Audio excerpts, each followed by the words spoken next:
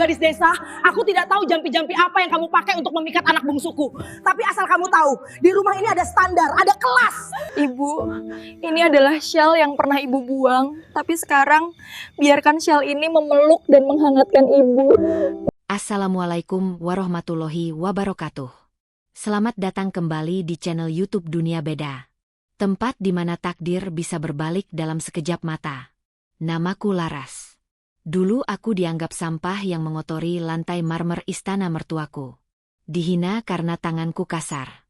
Dicaci karena bajuku bau matahari. Namun siapa sangka, roda nasib berputar begitu cepat dan kejam. Ketika badai kehancuran menghantam keluarga suamimu.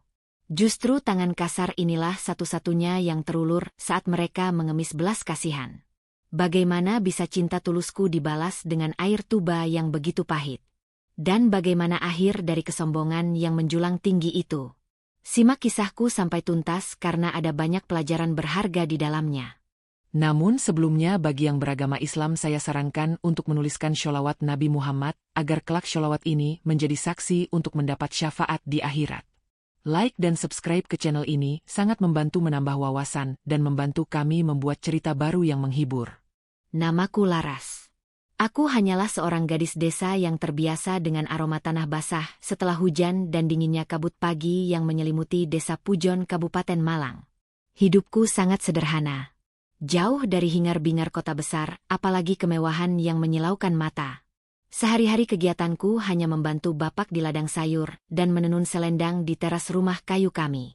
Dinding rumah kami mulai rapuh dimakan rayap dan atapnya sering bocor jika hujan deras turun. Namun di rumah itulah aku merasakan kehangatan keluarga yang sesungguhnya. Tidak pernah terlintas sedikit pun dalam benakku untuk bermimpi menjadi Cinderella. Bagiku cerita tentang pangeran berkuda putih yang jatuh cinta pada gadis miskin hanyalah dongeng pengantar tidur yang mustahil terjadi di dunia nyata. Namun takdir Allah berkata lain. Takdir membawaku pada sebuah pertemuan yang mengubah jalan hidupku selamanya. Sebuah pertemuan yang awalnya kuanggap anugerah namun ternyata menjadi gerbang menuju neraka dunia yang menguras air mata dan melukai hatimu. Siang itu matahari di Pujon terasa hangat namun angin gunung tetap berhembus dingin. Aku sedang berjalan pulang dari ladang memikul keranjang bambu berisi wortel dan sawi segar hasil panen bapak. Di tikungan jalan desa yang berbatu dan sedikit becek sisa hujan, semalam aku melihat sebuah pemandangan yang asing. Sebuah mobil sedan mewah berwarna hitam mengkilap berhenti di pinggir jalan dengan kap mesin terbuka. Asap tipis mengepul dari mesin mobil itu. Di samping mobil berdiri seorang pria muda berjas rapi yang tampak kebingungan. Wajahnya panik dan keringat bercucuran di pelipisnya. Dia sibuk memencet ponselnya berkali-kali namun sepertinya tidak ada sinyal di desa terpencil kami. Itu adalah kali pertama aku melihat Raka. Dia tampak seperti makhluk asing yang tersesat di duniaku. Sepatu pantofelnya yang mengkilap kini kotor terkena lumpur desa. Karena rasa kasihan melihat orang asing yang kesulitan, aku memberanikan diri mendekat. Aku menawarkan bantuan seadanya. Tentu saja bukan bantuan memperbaiki mesin, karena aku sama sekali tidak paham otomotif. Melainkan bantuan segelas air putih hangat dan tempat berteduh di rumahku yang kebetulan tidak jauh dari sana. Raka awalnya ragu. Dia menatapku dari ujung kaki yang penuh lumpur hingga ke wajahku yang tanpa riasan bedak sedikitpun. Tapi rasa haus dan keputusasaan membuatnya menerima tawaranku. Singkat cerita mobil Raka mogok total dan harus menunggu mobil derek dari kota Malang yang baru bisa datang sore hari. Selama berjam-jam menunggu itu, Raka duduk di kursi rotan tua di teras rumahku. Kami berbincang banyak hal.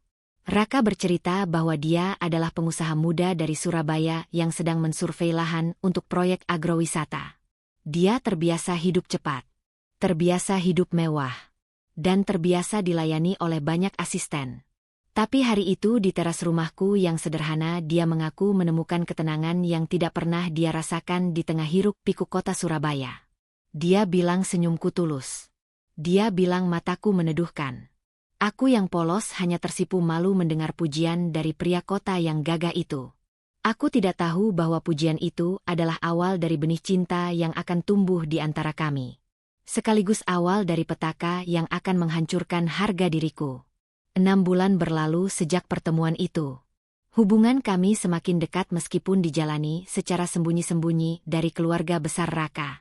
Raka sering datang ke Pujon bukan untuk urusan bisnis melainkan hanya untuk menemuiku. Hingga suatu sore di bawah langit senja yang mulai memerah, Raka menggenggam erat tanganku. Dia melamar aku. Dia berjanji akan menjagaku dan membawaku keluar dari kesulitan ekonomi yang selama ini menghimpit keluargaku.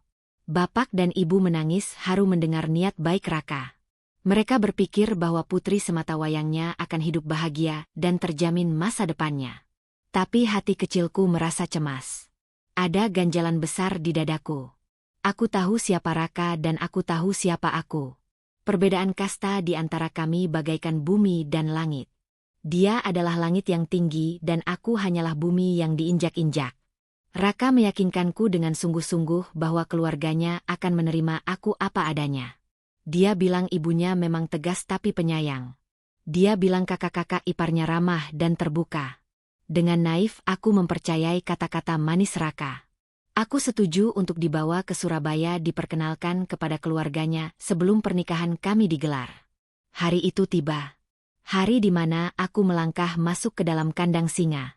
Raka menjemputku dengan mobil mewahnya. Aku mengenakan baju terbaik yang kupunya.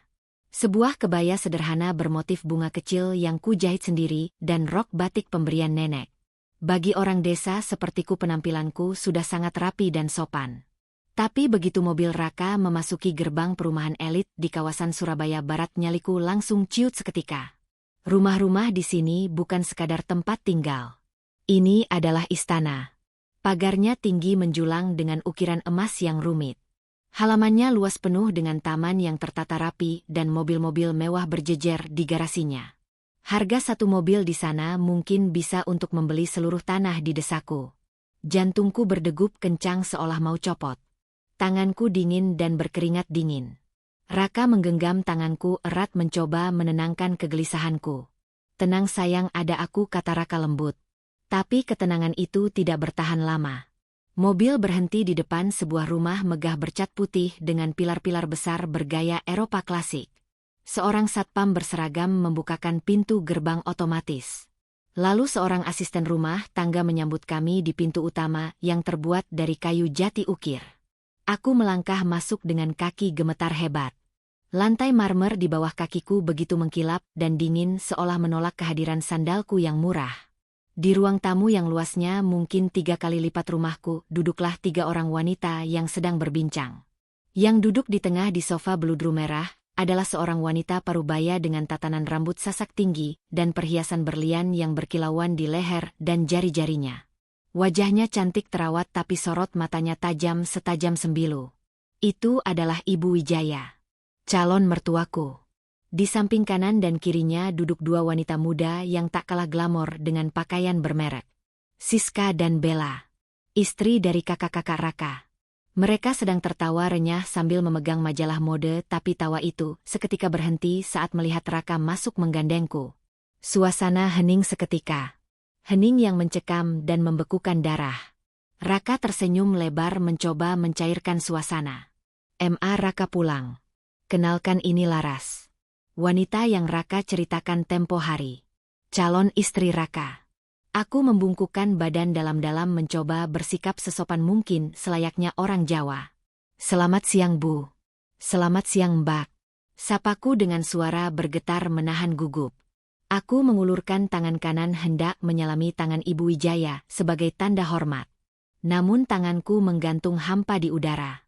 Ibu Wijaya sama sekali tidak menyambut uluran tanganku. Dia bahkan tidak berdiri dari duduknya yang angkuh. Dia hanya menatap tanganku lalu menatap wajahku lalu turun ke bajuku dan berakhir di sandalku. Tatapan itu. Tatapan yang tidak akan pernah aku lupakan seumur hidupku. Tatapan jijik seolah-olah aku adalah kotoran menjijikan yang menempel di sepatu mahalnya. Dia perlahan menyesap teh dari cangkir porselennya lalu meletakkannya kembali dengan bunyi berdenting yang nyaring memecah keheningan. Dia menoleh ke arah Raka tanpa sedikit pun melihat ke arahku lagi. "Raka, Mama menyuruhmu cari istri. Bukan mencari pembantu baru. Apa biro penyalur pembantu langganan kita tutup sampai kamu harus memungut orang dari pinggir jalan?" Duar. Kalimat itu bagaikan petir yang menyambar tepat di jantungku di siang bolong. Kakiku lemas seketika. Darahku terasa berhenti mengalir ke otak. Aku menunduk dalam menahan air mata yang mendesak ingin keluar. Aku sudah menduga akan ada penolakan, tapi aku tidak menyangka akan sehina ini kata-katanya. "Ma, jaga bicara Mama. Laras ini calon istri Raka. Dia gadis baik-baik dari keluarga terhormat di desanya." Raka membela dengan suara yang mulai meninggi. Siska yang duduk di sebelah kanan tertawa kecil. Tawa yang sangat meremehkan dan menyakitkan telinga. "Terhormat di desa maksudmu apa, Raka?" "Terhormat karena paling rajin mencangkul di sawah." "Duh Raka, tolong deh sadar. Lihat bajunya itu. Itu kain apa? Taplak meja makan.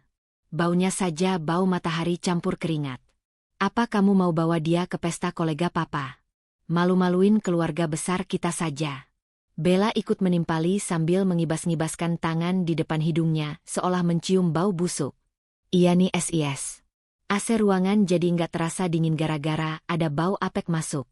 Raka, kamu ini pewaris Wijaya Group. Selera kamu kok anjlok begini sih? Mantan kamu yang model papan atas itu kemana?" "Cukup," bentak Raka keras. Wajahnya merah pada menahan amarah yang meledak. Tapi Ibu Wijaya mengangkat tangannya memberi isyarat agar Raka diam. Dia berdiri perlahan lalu berjalan mendekatiku dengan langkah anggun namun mematikan. Aroma parfum mahalnya menusuk hidungku sangat kontras dengan aroma tubuhku yang mungkin memang hanya bau sabun batang murah. Dia berdiri tepat di depanku menatapku lekat-lekat dengan mata elangnya. "Dengar ya gadis desa," bisiknya pelan namun penuh penekanan di setiap katanya. "Aku tidak tahu jampi-jampi apa atau dukun mana yang kamu pakai untuk memikat anak bungsuku. Tapi asal kamu tahu, di rumah ini ada standar. Ada kelas sosial. Dan kamu tidak memenuhi kriteria sekecil apapun untuk menjadi bagian dari keluarga Wijaya. Kalau kamu butuh uang ambil ini dan pergilah dari hidup anakku." Ibu Wijaya mengambil beberapa lembar uang 100 ribuan berwarna merah dari dompet kulitnya dan melemparnya tepat ke wajahku.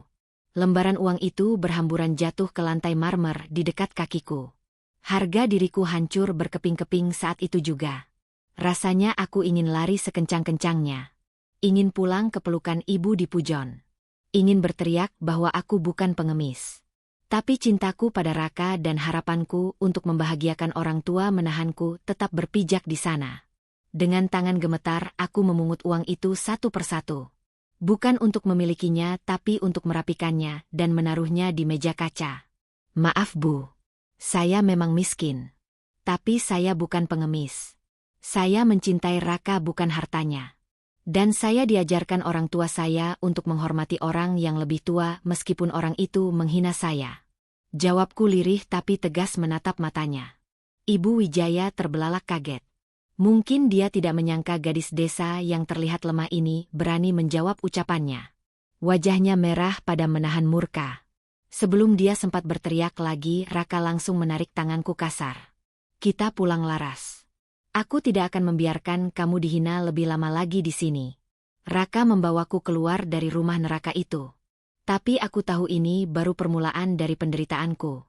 Tatapan kebencian dari Ibu Wijaya dan senyum licik dari Siska serta Bella masih terbayang jelas di pelupuk mataku.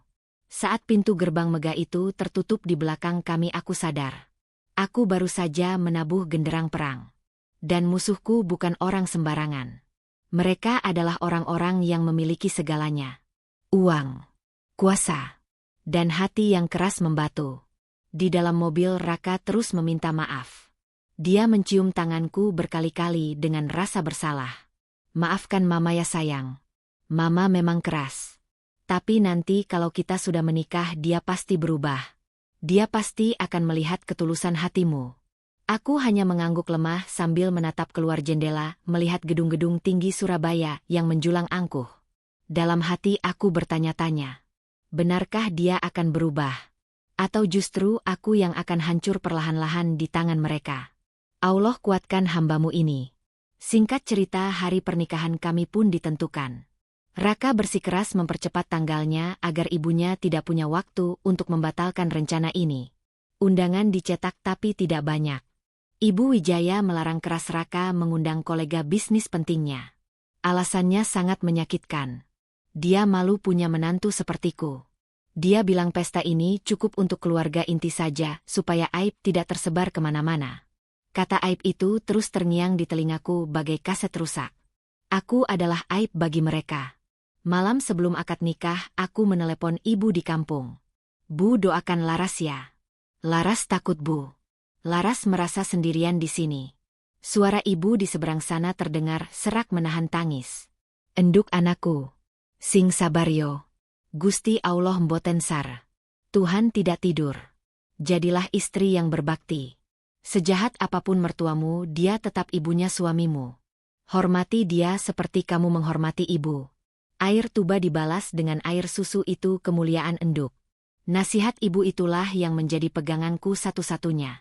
Aku bertekad sekuat tenaga. Aku akan meluluhkan hati Ibu Wijaya. Aku akan membuktikan bahwa gadis desa ini bisa menjadi menantu yang baik dan syolehah. Tapi ternyata niat baik saja tidak cukup untuk bertahan di neraka keluarga Wijaya. Hari pernikahan tiba. Aku mengenakan kebaya putih sederhana yang dipilihkan oleh Raka. Riasan wajahku tipis karena Ibu Wijaya melarang perias memakaikan make up tebal padaku. Katanya wajah udik kalau didempul tebal malah jadi kayak ondel-ondel. Biar saja natural, biar kelihatan aslinya yang jelek.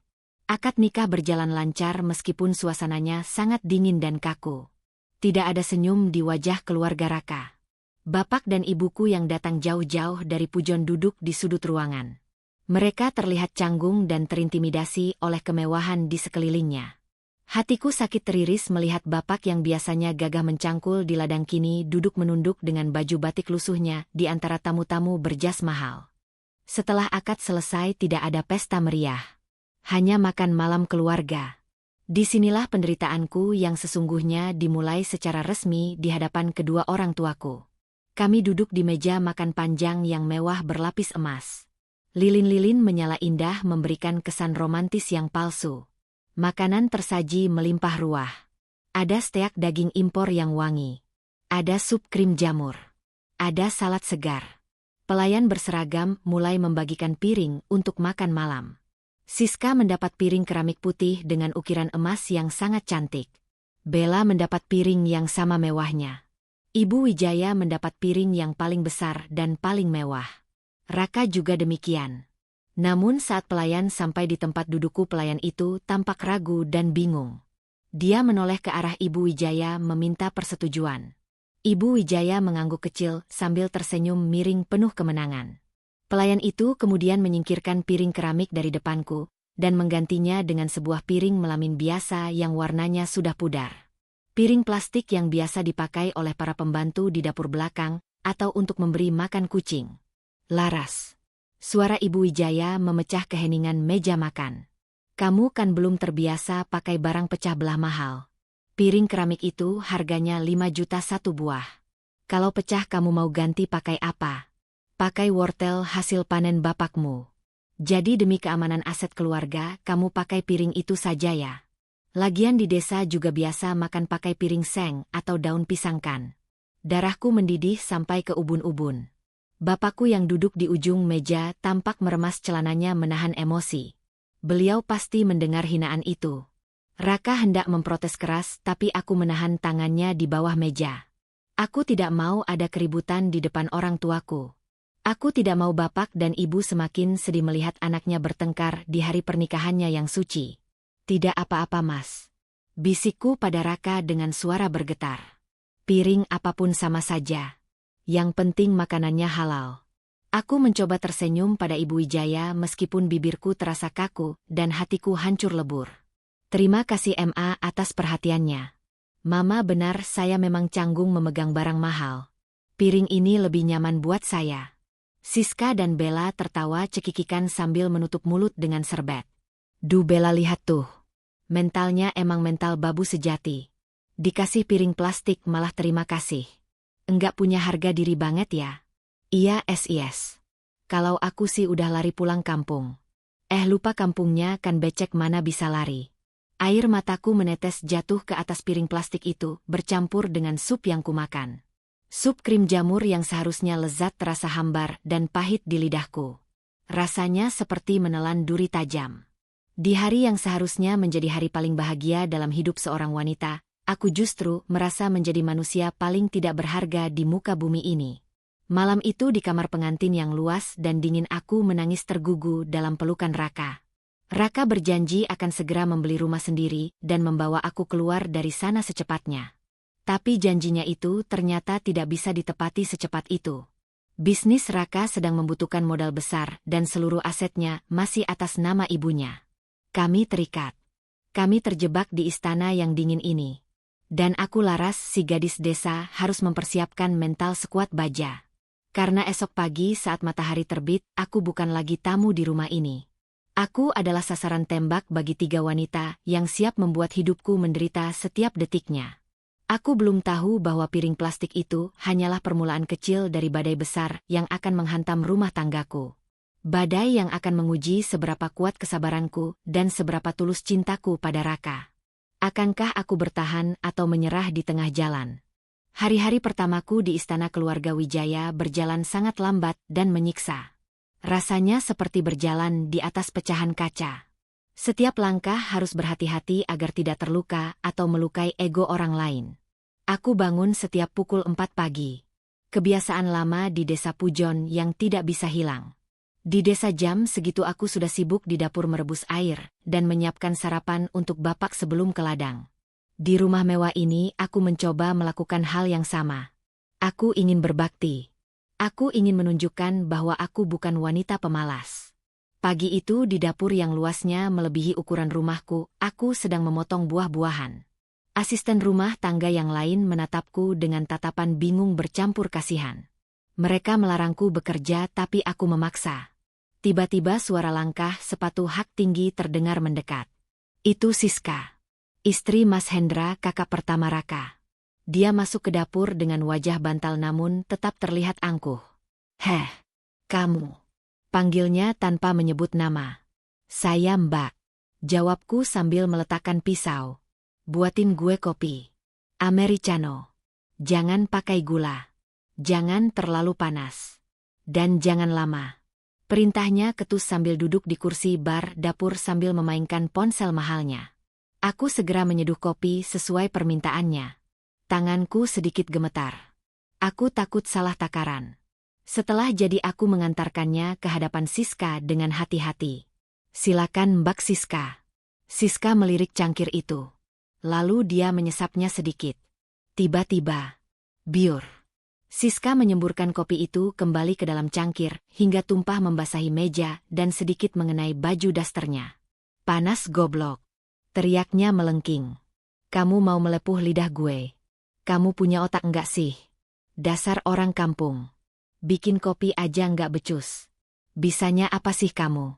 Cuma bisa ngangkang doang buat ngejebak si Raka." Astagfirullah. Aku terlonjak kaget dan buru-buru mengambil tisu. "Maaf Mbak. Maaf. Tadi airnya memang mendidih tapi sudah saya diamkan sebentar. Jangan sentuh gue. Tangan lo kasar. Nanti kulit gue lecet." Sentaknya kasar sambil menepis tanganku. Siska berdiri mendorong kursi hingga berdecit keras lalu pergi meninggalkan dapur sambil menggerutu. Pagi gue rusak gara-gara babu baru. Aku terdiam mematung. Air mataku menggenang tapi aku tahan sekuat tenaga. Embok Darmi, salah satu asisten senior di rumah itu, mendekatiku dan mengelus punggungku pelan. "Sing sabar non Laras. Nyonya Siska memang begitu orangnya. Sabar ya non. Gusti Allah mboten sar. Alhamdulillah masih ada orang baik di rumah ini." Aku mengusap sudut mataku dan kembali membereskan kekacauan yang dibuat Siska. Dalam hati aku berdoa. Ya Allah, kuatkanlah hati hamba. Jadikanlah kesabaran ini sebagai ladang pahala bagiku. Seminggu kemudian suasana rumah semakin sibuk. Ternyata hari ulang tahun Ibu Wijaya tinggal menghitung hari. Ini adalah acara besar bagi keluarga. Meskipun tidak ada pesta meriah karena kondisi ekonomi global yang sedang lesu, tapi tradisi tukar kado dan makan malam mewah tetap wajib dilakukan. Di ruang tengah aku tidak sengaja mendengar percakapan Siska dan Bella. Mereka sedang memamerkan barang belanjaan mereka. "Lihat nih Bel. Aku beli tas Hermes edisi terbatas. Warnanya taupe. Mama pasti suka banget. Harganya 300 juta. Sengaja aku beli biar Mama makin sayang sama aku dan Mas Hendra. Kata Siska dengan bangga sambil mengelus tas kulit itu. Wah, keren banget SIS.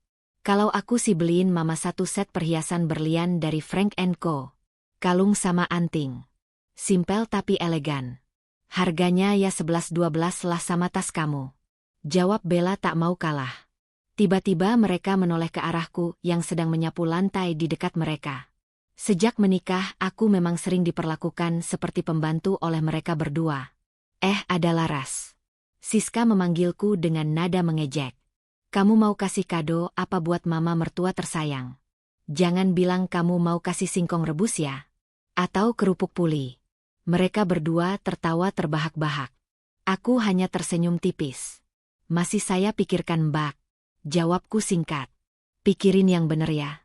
Jangan bikin malu Raka lagi. Mama itu seleranya tinggi. Kalau kado kamu sampah mending enggak usah dikasih. Nanti malah bikin Mama alergi. Cibir Bella.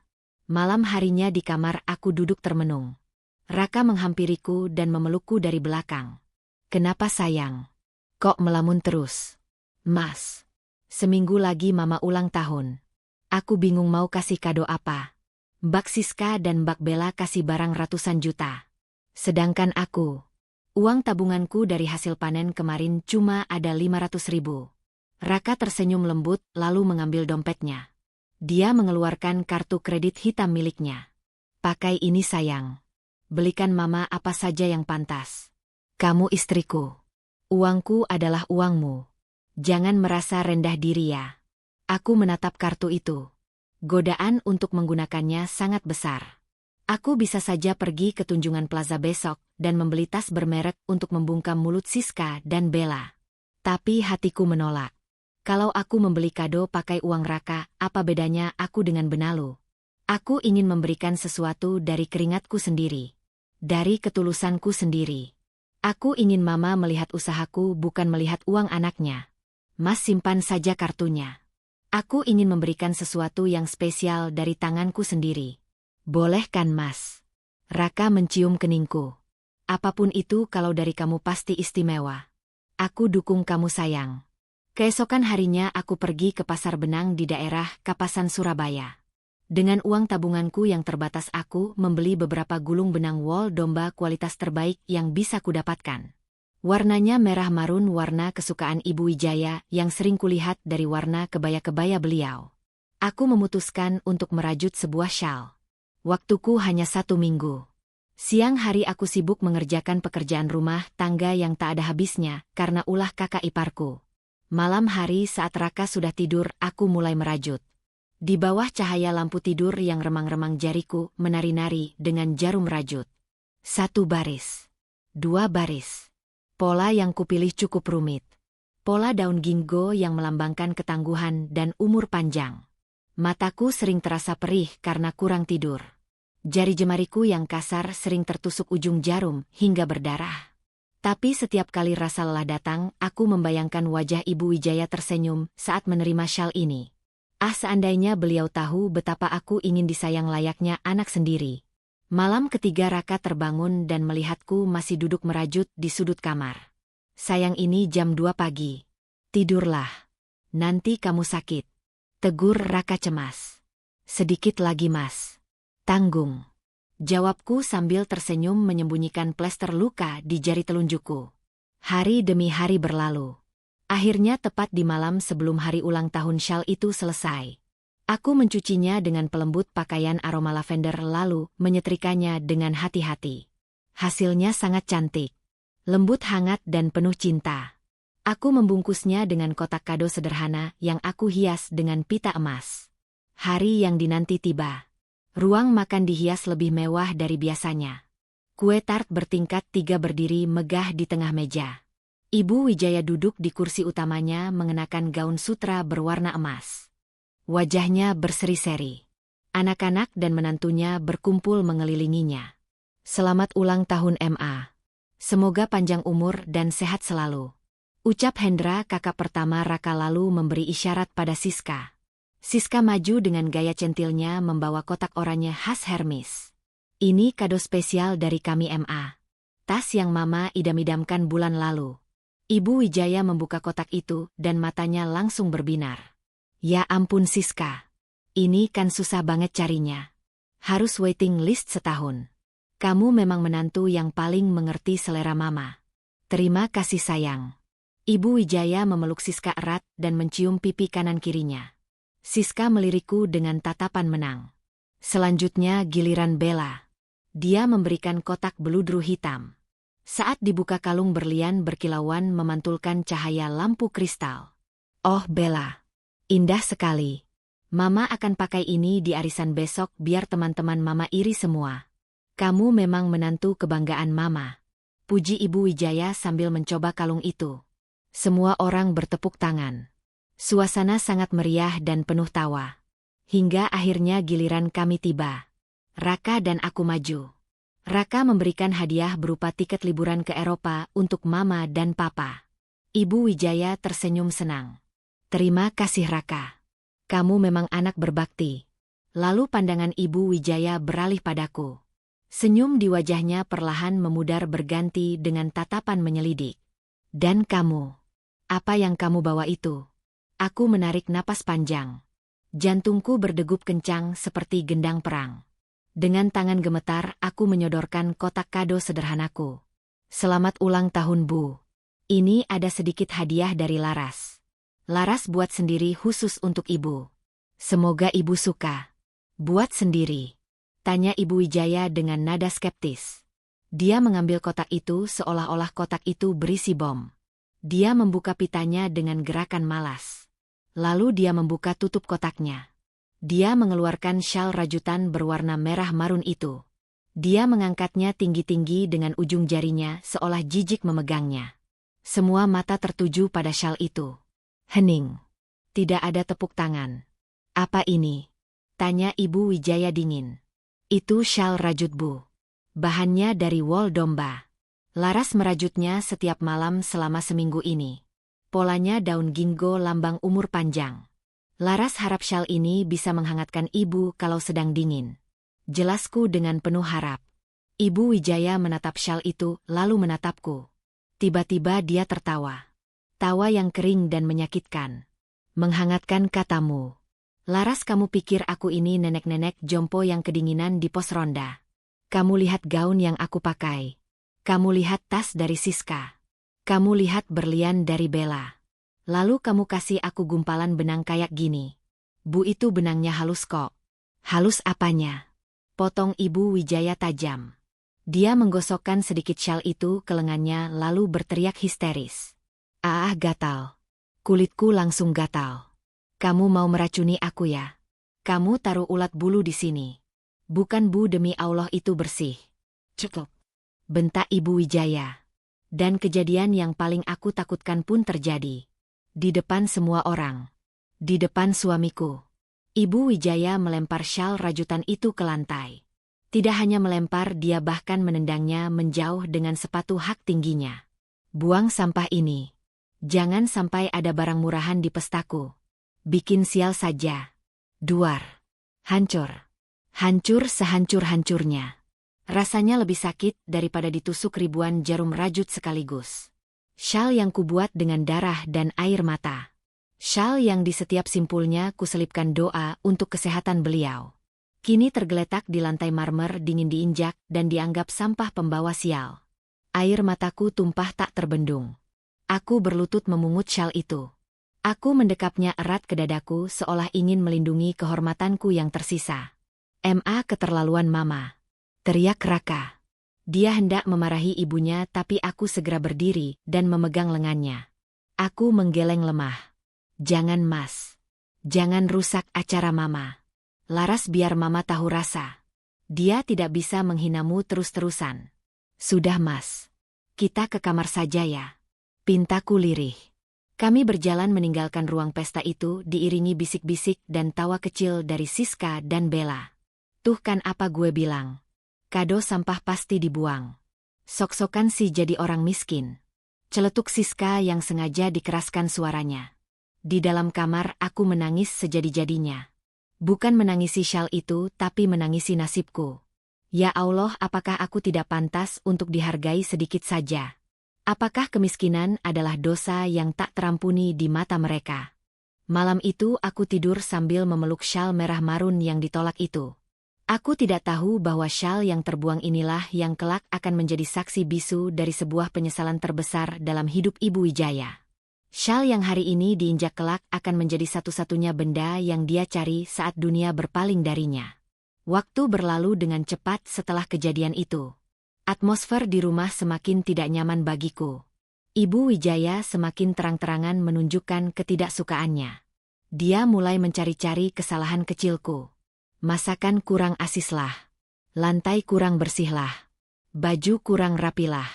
Apapun yang aku lakukan selalu salah di matanya. Puncaknya adalah 2 bulan kemudian. Saat itu Raka sedang di luar kota mengurus proyek yang sedang macet. Di rumah hanya ada aku, Ibu Wijaya, dan para menantu lainnya. Sore itu Ibu Wijaya memanggilku ke ruang kerjanya. Wajahnya serius. Di meja ada sebuah amplop coklat tebal. Duduk. Perintahnya singkat. Aku duduk dengan perasaan was-was. Ada apa, Bu? Laras, saya mau bicara tuh telepon saja sama kamu. Saya sudah muak melihat mukamu di rumah ini. Energi kamu itu negatif. Bikin rezeki keluarga seret. Sejak kamu masuk sini bisnis Raka jadi banyak masalah. Kamu itu pembawa sial. Astagfirullah, Bu. Saya selalu mendoakan Mas Raka. Simpan doamu. Saya tidak butuh. Yang saya butuh adalah kamu pergi dari hidup Raka. Ibu Wijaya mendorong amplop coklat itu ke hadapanku. Di dalam amplop ini ada uang 50 juta. Cukup buat kamu buka warung nasi di desamu atau renovasi gubuk orang tuamu. Ambil uang ini, tanda tangani surat cerai, dan pergilah selamanya. Jangan pernah hubungi Raka lagi. Aku ternganga. Dadaku sesak bukan main. Ibu Wijaya mencoba membeliku. Dia pikir cintaku bisa ditukar dengan uang 50 juta. Maaf, Bu. Aku menahan getaran di suaraku. Harga diri saya tidak bisa dibeli. Saya istri sah Raka di mata hukum dan agama. Hanya maut yang bisa memisahkan kami. Uang Ibu silakan Ibu simpan untuk beli tas baru menantu kesayangan Ibu. Aku berdiri dan hendak keluar. Berani kamu menolak saya? Teriak Ibu Wijaya murka. Baik. Kalau cara halus tidak bisa, jangan salahkan saya kalau saya pakai cara kasar. Ingat, Laras. Di dunia ini orang miskin tidak akan pernah menang melawan orang kaya. Camkan itu. Ancaman itu bukan main-main. Sejak hari itu, Ibu Wijaya melancarkan strategi liciknya untuk menyingkirkan aku dan Raka dari rumah utama. Strategi yang sangat halus tapi mematikan. Dia mulai memfitnahku mencuri perhiasan. Dia mulai mengadu domba Raka dengan kakak-kakaknya. Hingga akhirnya Raka tidak tahan lagi. Suatu malam di tengah hujan deras yang mengguyur Surabaya, Raka membanting koper ke bagasi mobilnya. Wajahnya keras menahan amarah. Kita pergi dari sini, Laras. Aku tidak peduli kalau harus kehilangan hak waris. Aku lebih baik hidup miskin bersamamu daripada hidup kaya tapi melihat istriku diinjak-injak setiap hari. Malam itu kami diusir secara halus. Tanpa pesanguan besar. Tanpa fasilitas mewah. Mobil mewah Raka ditarik oleh perusahaan. Kartu kredit diblokir. Kami keluar dari gerbang istana itu hanya dengan membawa baju dan sedikit tabungan Raka yang tersisa. Dari kaca spion mobil taksi online yang kami tumpangi, aku melihat Ibu Wijaya berdiri di balkon lantai 2. Dia tersenyum puas melihat kepergian kami. Di sebelahnya Siska dan Bella melambaikan tangan dengan gaya mengejek. Selamat tinggal kemewahan. Selamat datang perjuangan. Kami menyewa sebuah rumah kontrakan kecil di pinggiran Sidoarjo. Rumah tipe 36 dengan 2 kamar tidur yang sempit. Cat dindingnya sudah mengelupas dan atap kamar mandinya bocor. Sangat jauh berbeda dengan kamar kami di Mensyahn Wijaya. Tapi anehnya malam pertama kami tidur di sana beralaskan kasur busa tipis, aku merasa tenang. Sangat tenang. Tidak ada lagi tatapan menghina. Tidak ada lagi piring plastik. Di kontrakan sempit inilah aku dan Raka memulai segalanya dari nol. Raka yang dulu CEO kini harus merintis usaha jualan ayam geprek online. Aku yang dulu hanya gadis desa kini menjadi partner bisnis sekaligus koki utamanya. Apakah kami menyerah? Tidak. Justru di titik terendah inilah cinta kami diuji dan dikuatkan. Kami tidak tahu bahwa di balik tembok istana yang kami tinggalkan Karma sedang menyusun rencananya sendiri. Rencana yang akan membalikkan keadaan 180 derajat. Kehancuran keluarga Wijaya sudah di depan mata. Dan saat itu terjadi mereka tidak akan punya siapa-siapa lagi selain orang yang baru saja mereka buang seperti sampah. Karena tidak ada AC, hanya kipas angin tua yang berputar dengan suara berdecit lelah. Namun anehnya di tengah peluh dan keterbatasan ini, aku merasakan kebahagiaan yang jauh lebih nyata dibandingkan saat aku duduk di sofa beludru buatan Italia.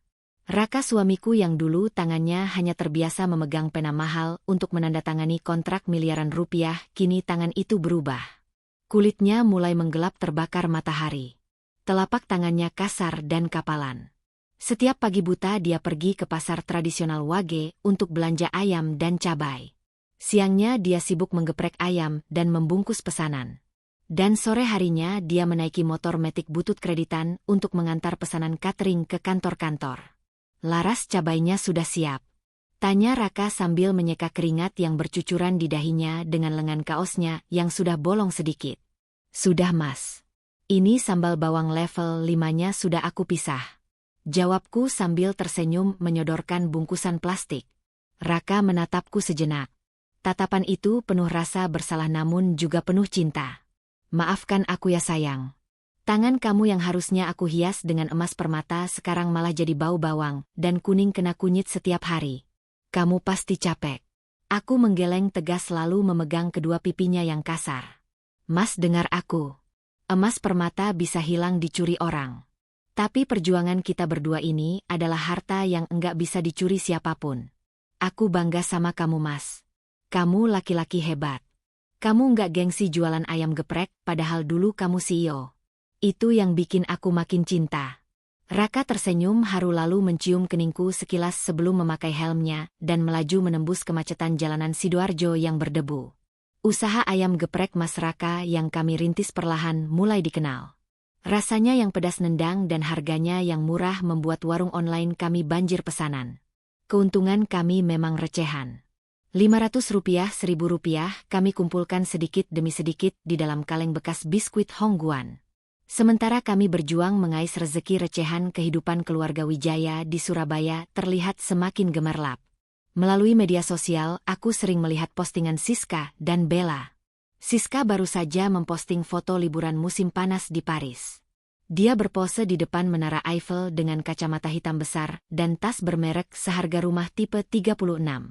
Captionnya tertulis hidup itu untuk dinikmati bukan untuk ditangisi. Hempaskan energi negatif dan orang-orang miskin dari hidup kita. Bye-bye toxic people. Aku tahu sindiran itu untuk siapa. Sementara Bella memposting video unboxing mobil sport baru hadiah ulang tahun dari suaminya Mas Doni. Di video itu terlihat Ibu Wijaya tertawa lebar duduk di kursi penumpang sambil melambaikan tangan layaknya Ratu Inggris. Mereka terlihat sangat bahagia di atas penderitaan kami. Mereka tertawa di atas air mata kami. Kadang rasa iri itu muncul menusuk dada. Kenapa dunia ini tidak adil? Kenapa orang yang sombong dan jahat justru hidupnya mulus-mulus saja, sedangkan kami yang berusaha jujur malah harus berdarah-darah? Tapi aku selalu ingat pesan ibu di kampung. Gusti Allah mboten sar. Roda itu bundar enduk. Sekarang mereka di atas, besok siapa yang tahu? Suatu siang kejadian menyakitkan menimpa Raka. Saat itu dia mendapat pesanan catering makan siang dalam jumlah besar ke sebuah gedung perkantoran elit di Surabaya Pusat. Ternyata itu adalah kantor salah satu mantan rekan bisnis Raka dulu. Raka bercerita padaku dengan mata berkaca-kaca sepulangnya bekerja. Laras, tadi aku ketemu Pak Hendarto. Teman main golf papa dulu. Terus gimana mas? Beliau pesan ayam kita.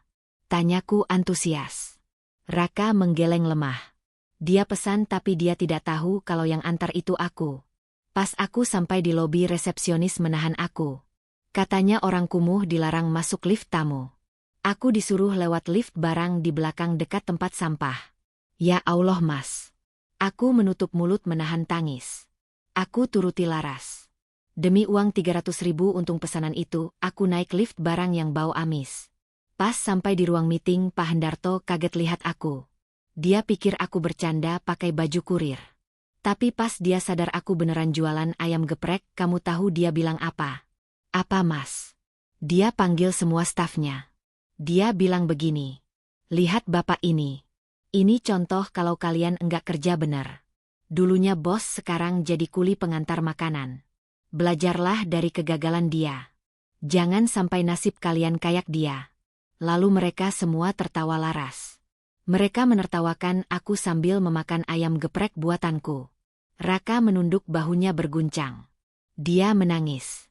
Laki-laki yang tegar itu akhirnya runtuh juga pertahanannya. Harga dirinya diinjak-injak di depan orang banyak. Aku memeluk Raka erat.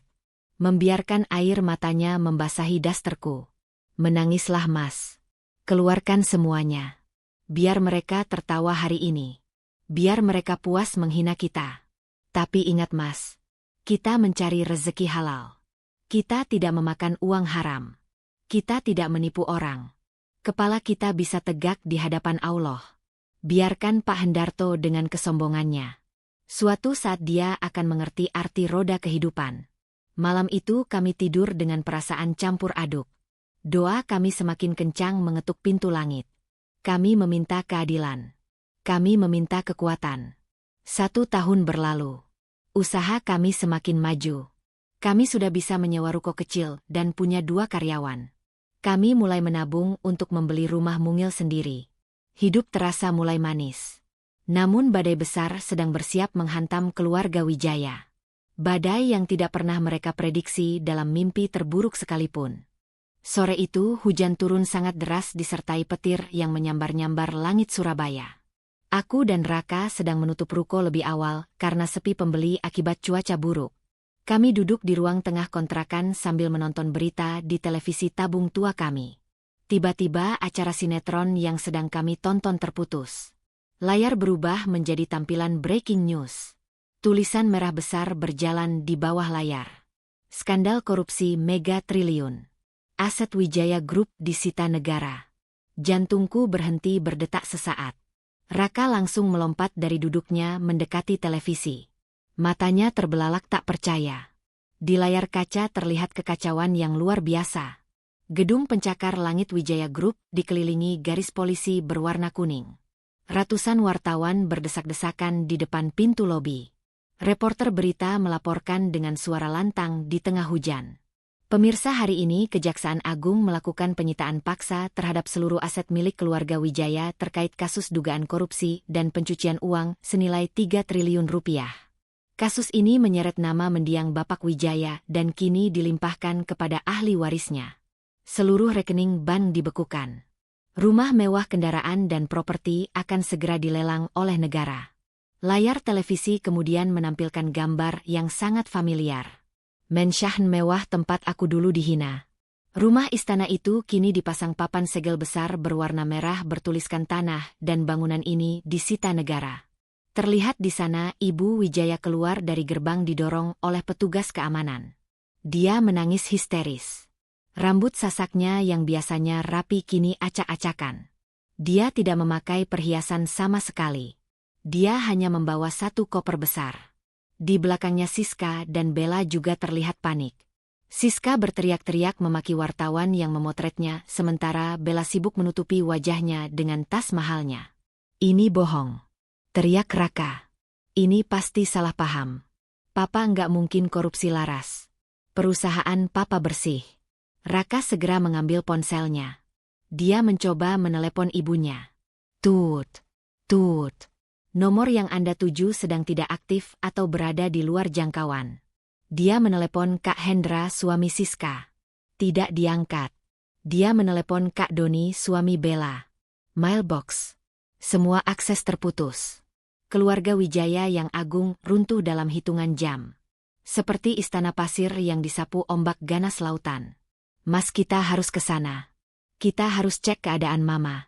Kata aku panik. Bagaimanapun jahatnya mereka tetap keluarga. Raka mengangguk cepat. Kami menerobos hujan deras menggunakan jas hujan dan motor metik tua kami menuju Surabaya Barat. Perjalanan terasa sangat lama dan mencekam.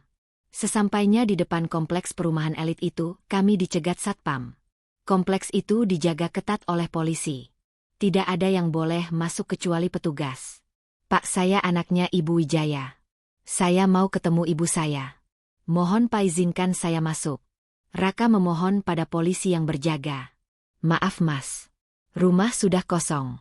Semua penghuni sudah diperintahkan keluar 1 jam yang lalu. Aset ini sekarang milik negara. Silakan cari keluarga Anda di tempat lain." Jawab polisi itu tegas tanpa ekspresi. "Kemana mereka pergi?" tanya Raka putus asa. "Kami tidak tahu. Mereka pergi sendiri-sendiri tadi.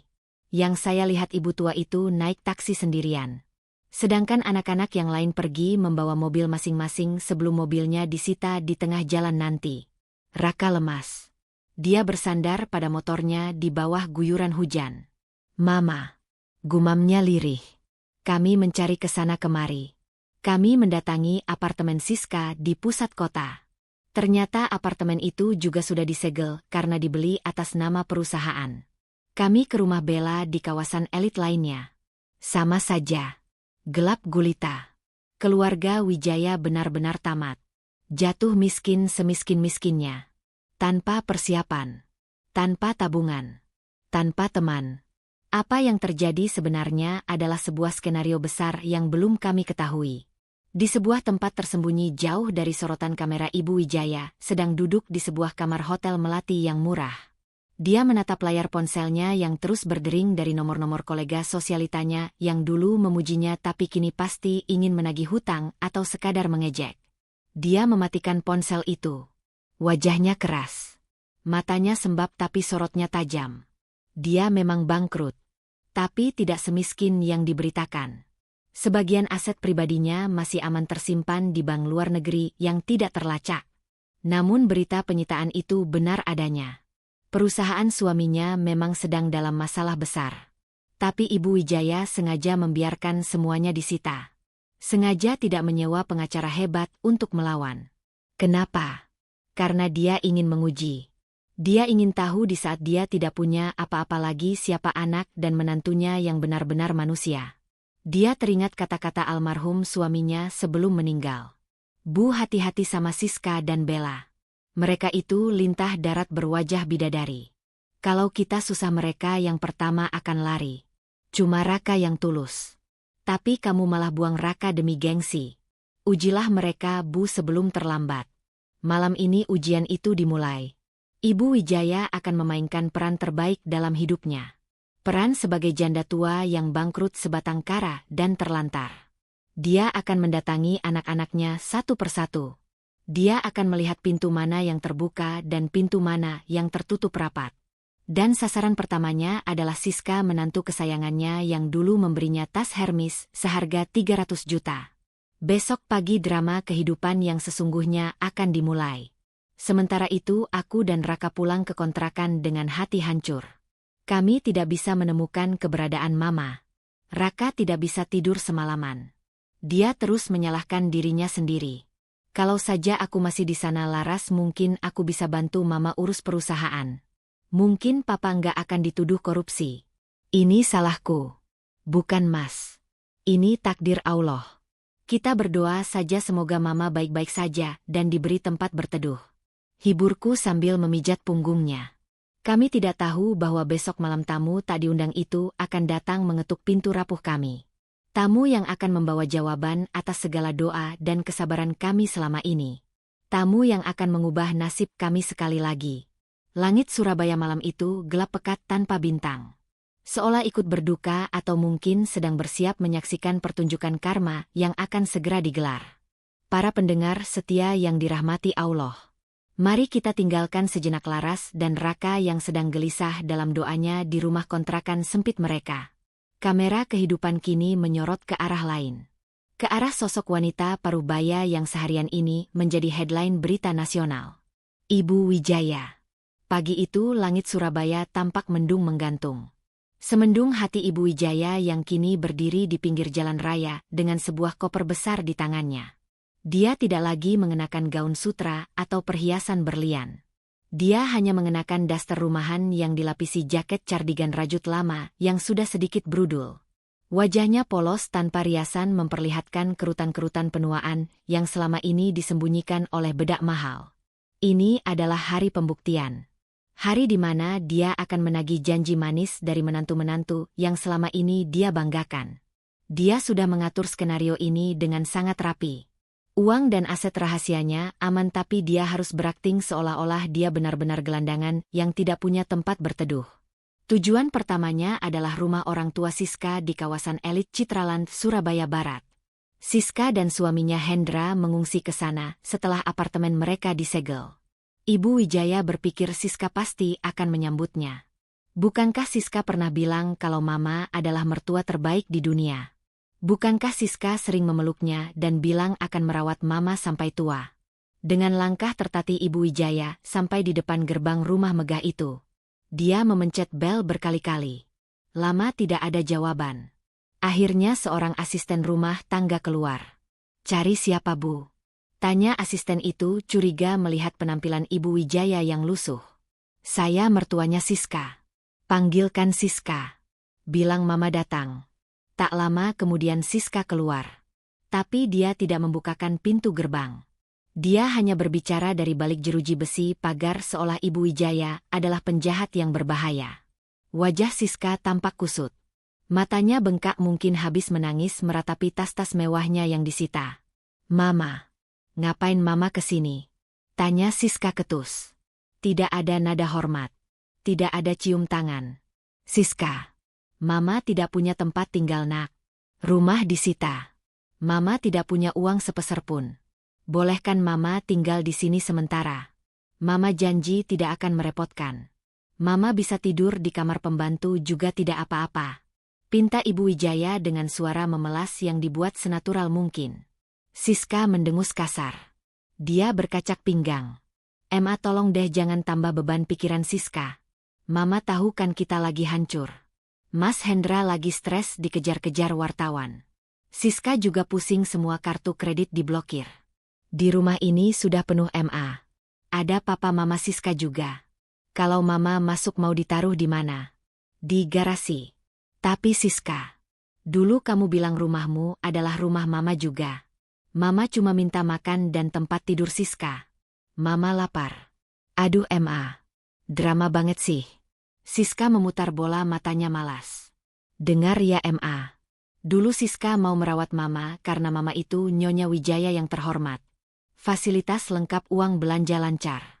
Lah sekarang Mama cuma nenek-nenek bangkrut yang bawa masalah. Kalau Siska nampung Mama yang ada Siska ikutan susah. Siapa yang mau kasih makan Mama? Susu kalsium Mama itu mahal tahu." Ibu Wijaya terhenyak. Dadanya sesak. Jadi selama ini kasih sayang Siska ada harganya. Jadi selama ini pujian Siska hanya karena uang belanja. Siska, kamu tega sama Mama. Mama yang belikan kamu mobil. Mama yang bayari liburan kamu ke Eropa. Sekarang Mama minta tolong sedikit saja kamu tolak. Itu kan dulu Ma. Itu masa lalu. Sekarang realitanya beda.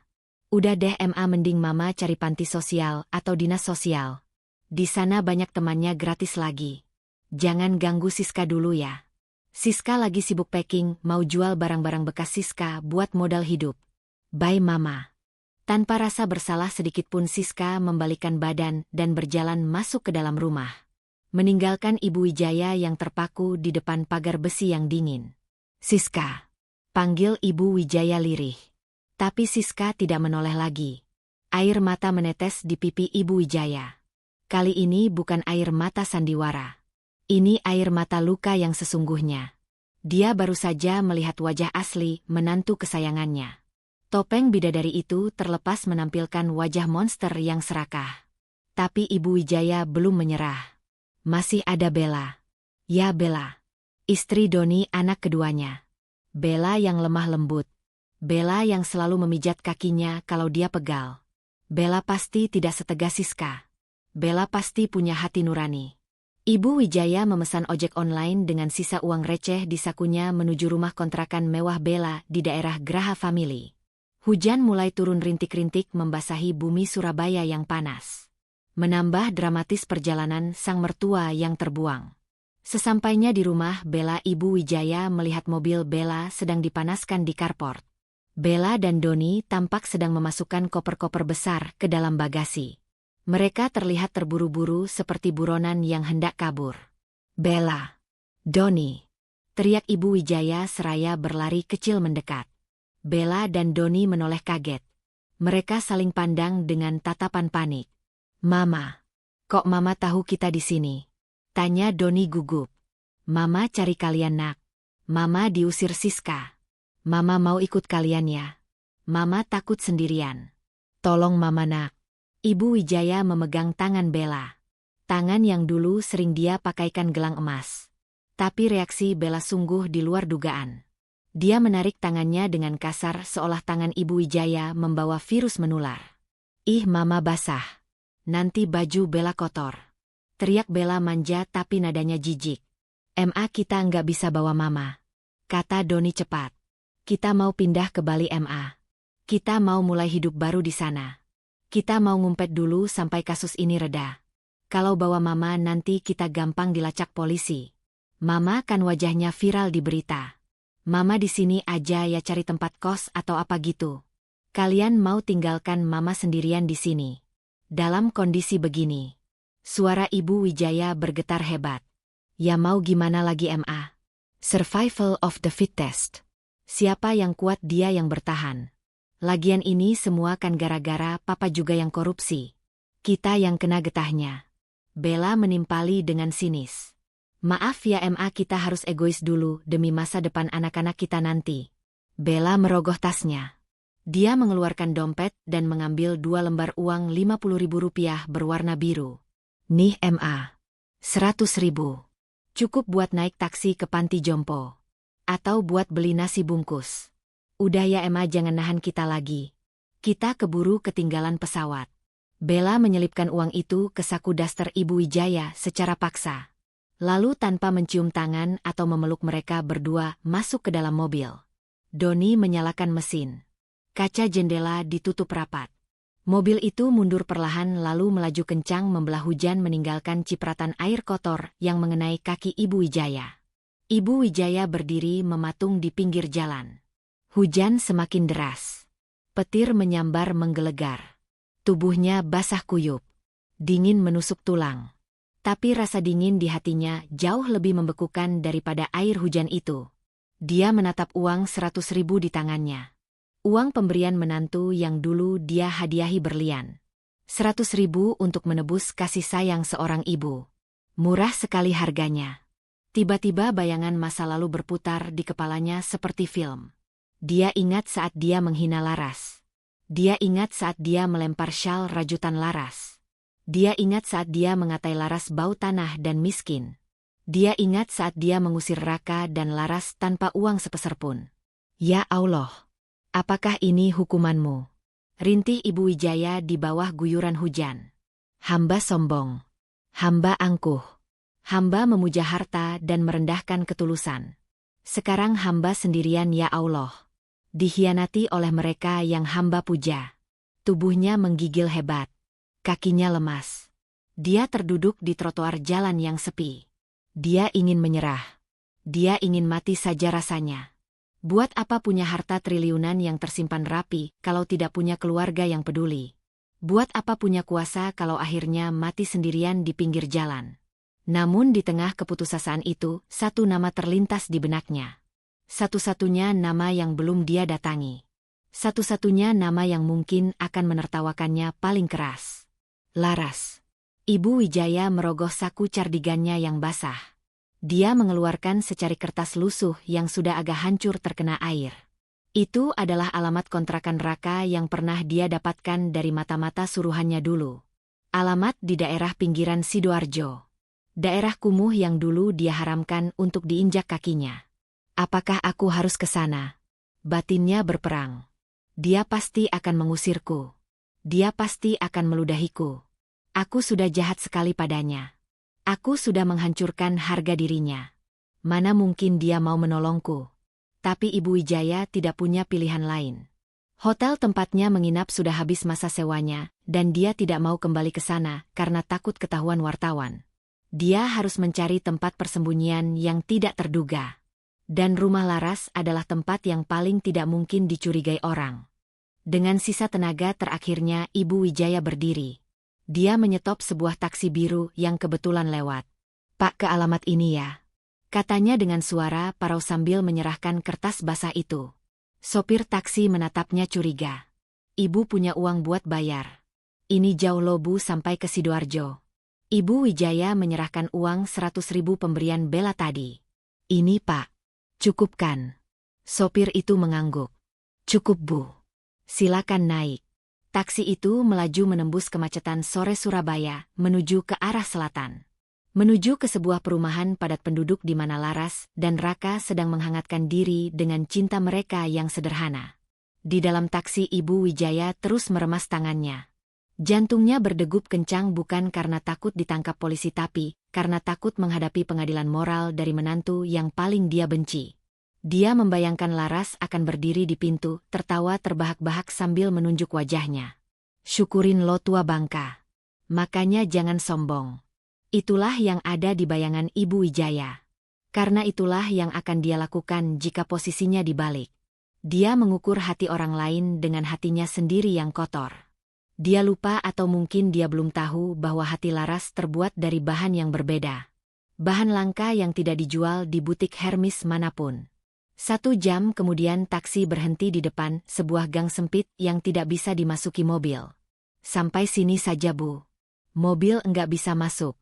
Ibu jalan kaki lurus saja sekitar 50 meter rumah nomor 12 Beket Hijau Kusam," kata sopir taksi. Ibu Wijaya turun. Hujan masih deras.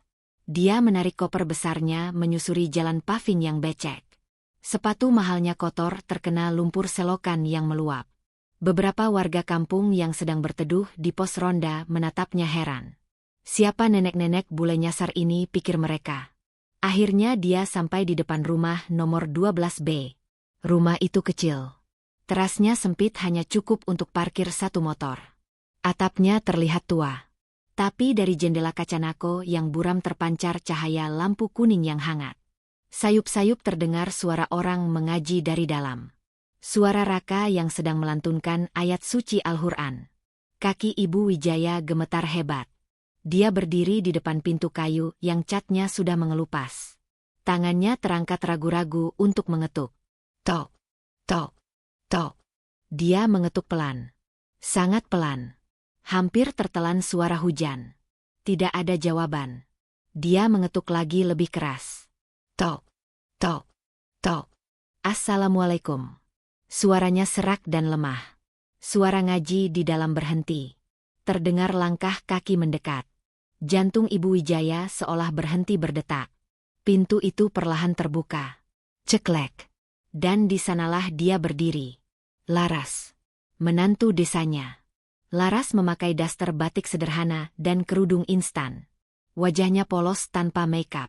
Saat Laras melihat sosok yang berdiri di depannya, mata Laras membulat sempurna. Mulutnya sedikit terbuka karena kaget. Mama. Panggil Laras tak percaya. Ibu Wijaya menundukkan kepalanya. Dia tidak berani menatap mata Laras. Dia siap mendengar caci maki. Dia siap diusir. Dia siap dilempar dengan sandal. Dia menggigil kedinginan air hujan menetes dari ujung rambutnya yang basah kuyup membasahi lantai teras Laras. "Laras, aku." Ibu Wijaya mencoba bicara tapi suaranya tercekat. Lidahnya keluh. Rasa malu yang luar biasa menghantamnya lebih keras dari badai apapun. Apa yang akan dilakukan Laras? Apakah dia akan membalaskan dendam sakit hatinya selama bertahun-tahun ini? Apakah dia akan menutup pintu itu kembali seperti yang dilakukan Siska dan Bella? Detik-detik berlalu terasa seperti berabad-abad. Ibu Wijaya memejamkan mata menunggu vonis hukuman. Bagi Ibu Wijaya waktu seakan berhenti berputar. Detik demi detik terasa mencekik leher. Dia masih berdiri gemetar di teras sempit itu. Air hujan menetes deras dari ujung hidung dan dagunya. Dia memejamkan mata rapat-rapat menunggu teriakan pengusiran. Menunggu caci maki yang pantas dia terima.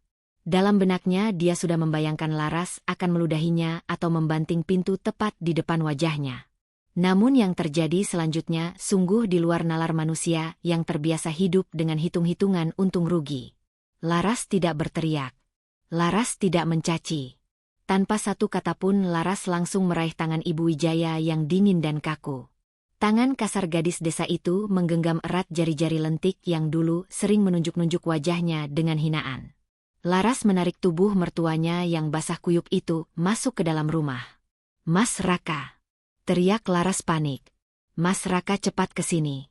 Mama datang, Mas." Mama kehujanan. Raka yang sedang membereskan sajadah di ruang tengah terlonjak kaget.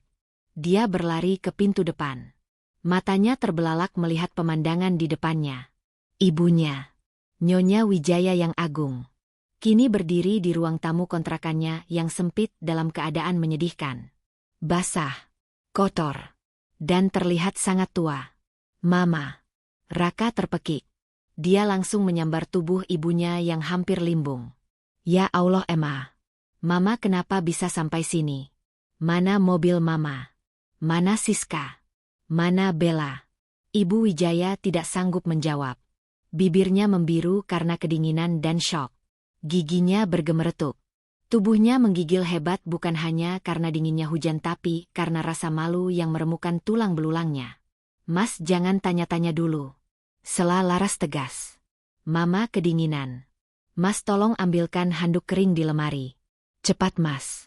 Aku mau buatkan air hangat dan cari baju ganti buat Mama." Raka tersadar. Dia segera berlari ke kamar mengambil handuk. Sementara Laras menuntun Ibu Wijaya duduk di kursi sofa busa yang sudah kempes di ruang tamu. "Maaf ya, Ma. Kursinya jelek.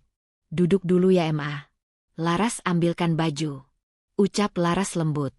Ibu Wijaya menatap Laras dengan pandangan kabur oleh air mata. "Kenapa?" batinnya menjerit. "Kenapa kamu tidak mengusirku, Laras? Kenapa kamu malah memanggilku Mama dengan nada selembut itu? Padahal aku sudah membuangmu." Laras kembali dengan sepasang pakaian bersih. Itu adalah satu-satunya setelan daster dan celana panjang terbaik yang Laras punya. Baju yang biasa dia pakai untuk pengajian. "Ma, baju Mama basah semua. Ganti dulu ya pakai ini. Maaf, ini cuma baju murah. Tapi bersih kok, Ma." "Sudah, Laras setrika. Laras bantu ganti ya, Ma di kamar." Laras menuntun Ibu Wijaya ke kamar tidurnya yang sempit. Kamar itu hanya berisi kasur busa di lantai dan lemari plastik. Tidak ada AC. Hanya kipas angin kecil. Tapi anehnya kamar itu terasa hangat. Baunya harum bukan bau parfum mahal melainkan bau pewangi pakaian sachet yang menenangkan. Dengan telaten Laras membantu melepaskan pakaian basah Ibu Wijaya. Laras mengeringkan rambut ibunya dengan handuk. Menyisirnya perlahan. Lalu memakaikan daster batiknya ke tubuh wanita yang dulu menghina baju itu sebagai kain lepel. Ibu Wijaya diam saja seperti patung. Dia membiarkan Laras merawatnya. Sentuhan tangan Laras begitu lembut. Tidak ada rasa jijik sedikitpun. Laras bahkan berlutut untuk mengeringkan kaki Ibu Wijaya yang kotor terkena lumpur. "Masya Allah, kaki Mama dingin banget. Laras, ambilkan minyak kayu putih ya, Ma. Biar hangat." Laras mengambil botol minyak kayu putih dan mulai memijat telapak kaki Ibu Wijaya. Pijatan yang tulus. Pijatan seorang anak kepada ibunya. Saat itulah pertahanan Ibu Wijaya runtuh. Bendungan air matanya jebol. Dia menangis. Bukan tangisan histeris tapi tangisan yang menyayat hati. Bahunya berguncang hebat. Suara isakannya memenuhi kamar sempit itu. "Kenapa, Laras?" tanya Ibu Wijaya dengan suara parau di sela tangisnya. Laras mendongak tangannya berhenti memijat. "Kenapa apanya, Ma? Kenapa kamu menolongku? Kenapa kamu tidak mengusirku?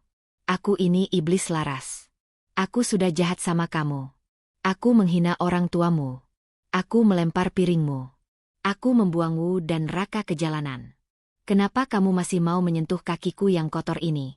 Harusnya kamu injak kepala saya, Laras. Harusnya kamu ludahi saya." Laras tersenyum. Senyum yang sangat manis dan damai. Dia meraih kedua tangan Ibu Wijaya dan mencium punggung tangan itu dengan takzim. "Ma, Laras memang orang desa. Laras memang miskin harta. Tapi bapak dan ibu Laras di kampung selalu mengajarkan satu hal. Kebencian tidak boleh dibalas dengan kebencian. Kalau api dibalas api kapan padanya? Api harus dibalas dengan air. Laras menatap mata Ibu Wijaya lekat-lekat. Lagi pula sejahat apapun Mama. Mama tetaplah ibunya Mas Raka. Surganya suamiku ada di telapak kaki Mama. Kalau Laras membenci Mama berarti Laras menutup pintu surga untuk suami Laras sendiri. Laras mencintai Mas Raka MA. Jadi Laras harus mencintai dan menghormati siapapun yang melahirkannya. Tanpa Mama tidak akan ada Mas Raka di dunia ini. Jawaban itu bagaikan palu godam yang menghantam dada Ibu Wijaya. Hatinya yang selama ini keras membatu hancur berkeping-keping menjadi debu. Dia merasa sangat kerdil. Dia merasa sangat hina di hadapan menantu yang dia anggap rendah ini. Ternyata kemuliaan hati tidak ditentukan oleh merek tas atau kilau berlian. Kemuliaan hati itu adanya di dalam dada yang tulus. Maafkan Mama Laras. Maafkan Mama. Ibu Wijaya menubruk tubuh Laras memeluknya erat-erat. Dia menenggelamkan wajahnya di bahu Laras membasahi baju itu dengan air mata penyesalan.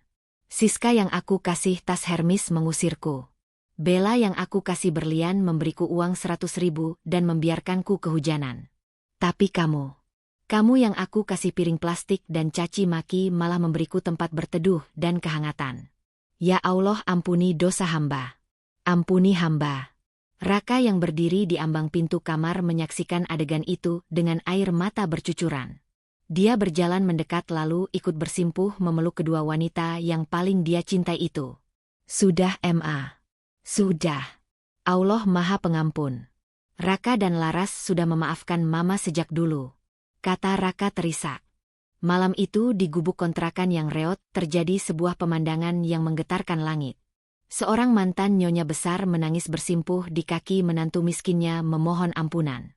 Dinding-dinding rumah yang lembab itu menjadi saksi bisu bersatunya kembali ikatan darah yang sempat terputus oleh keserakahan duniawi. Setelah tangisan itu, reda Laras mengajak Ibu Wijaya ke ruang tengah. Mama makan dulu ya. Laras cuma punya menu sederhana. Tempe goreng sambal terasi dan sayur bening bayam. Nasinya masih hangat. Maaf ya MA tidak ada daging steak. Ibu Wijaya menggeleng cepat. Tidak Laras. Itu sudah lebih dari cukup. Mama lapar sekali. Seharian Mama belum makan nasi. Laras menyajikan makanan itu. Kali ini Laras tidak menggunakan piring plastik. Dia mengambil satu-satunya piring keramik cantik yang dia punya piring hadiah pernikahan dari tetangga kontrakan dan menaruh nasi di sana untuk Ibu Wijaya. Silakan MA. Ibu Wijaya menyuap nasi hangat dengan lauk tempe goreng itu. Rasanya luar biasa. Baginya ini adalah makanan paling lezat yang pernah dia makan seumur hidupnya. Lebih lezat dari caviar atau wagyu di restoran bintang 5. Karena makanan ini dimasak dengan cinta dan disajikan dengan ketulusan. Setiap suapan bercampur dengan air matanya yang terus menetes. Habiskan MA. Kalau kurang Laras ambilkan lagi. Kata Laras sambil terus mengipasi ibunya agar tidak kepanasan. Tiba-tiba Laras berdiri. Tunggu sebentar ya MA. Laras punya sesuatu buat Mama. Laras masuk ke kamar dan membuka lemari plastiknya. Dia merogoh bagian paling bawah tumpukan baju. Dia mengeluarkan sebuah benda yang terbungkus plastik rapi. Dia kembali ke ruang tengah dan duduk di samping Ibu Wijaya. MA. Udara malam ini dingin banget karena hujan awet. Mama pakai ini ya biar lehernya enggak masuk angin. Laras membuka bungkusan itu. Dan keluarlah sebuah benda berwarna merah marun. Syal rajutan tangan dengan pola daun ginkgo. Mata Ibu Wijaya terbelalak. Dia mengenali benda itu. Itu adalah syal yang dulu dia lempar. Syal yang dia tendang dan dia sebut sampah pembawa sial. Kamu masih menyimpannya Laras? Tanya Ibu Wijaya terbata-bata. Tangannya gemetar menyentuh benang wol itu. Iya MA. Waktu Mama buang syal ini Laras pungut lagi. Laras cuci bersih pakai tangan Laras sendiri. Laras simpan baik-baik karena Laras yakin suatu saat nanti syal ini pasti berguna buat Mama. Ternyata benar kan? Malam ini Mama kedinginan. Laras melilitkan syal itu ke leher Ibu Wijaya dengan lembut. Nah sekarang mama hangatkan. Ini wol domba asli lo Ma. Laras pilih benang yang paling lembut biar kulit mama enggak gatal. Tangis Ibu Wijaya pecah lagi. Dia memegang syal itu erat-erat. Dia mencium aroma syal itu. Masih ada bau samar sabun cuci yang dipakai Laras.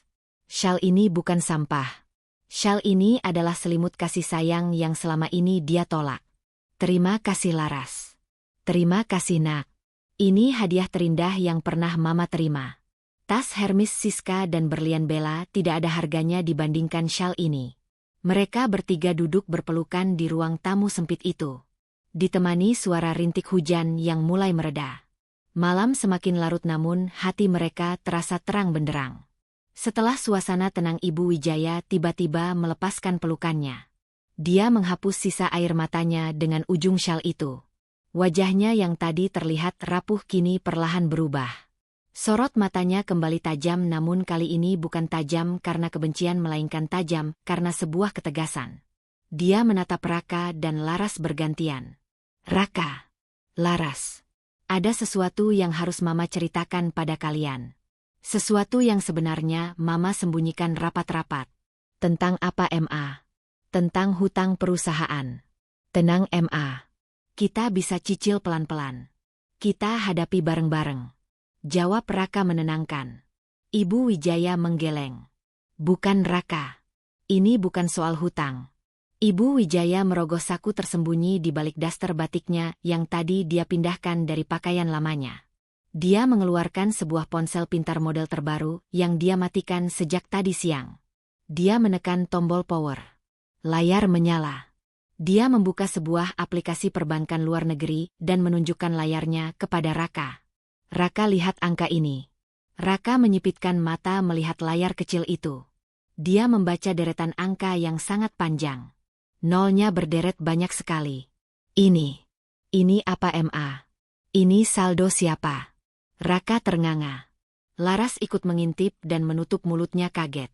Ini saldo pribadi Mama Raka. Uang ini aman.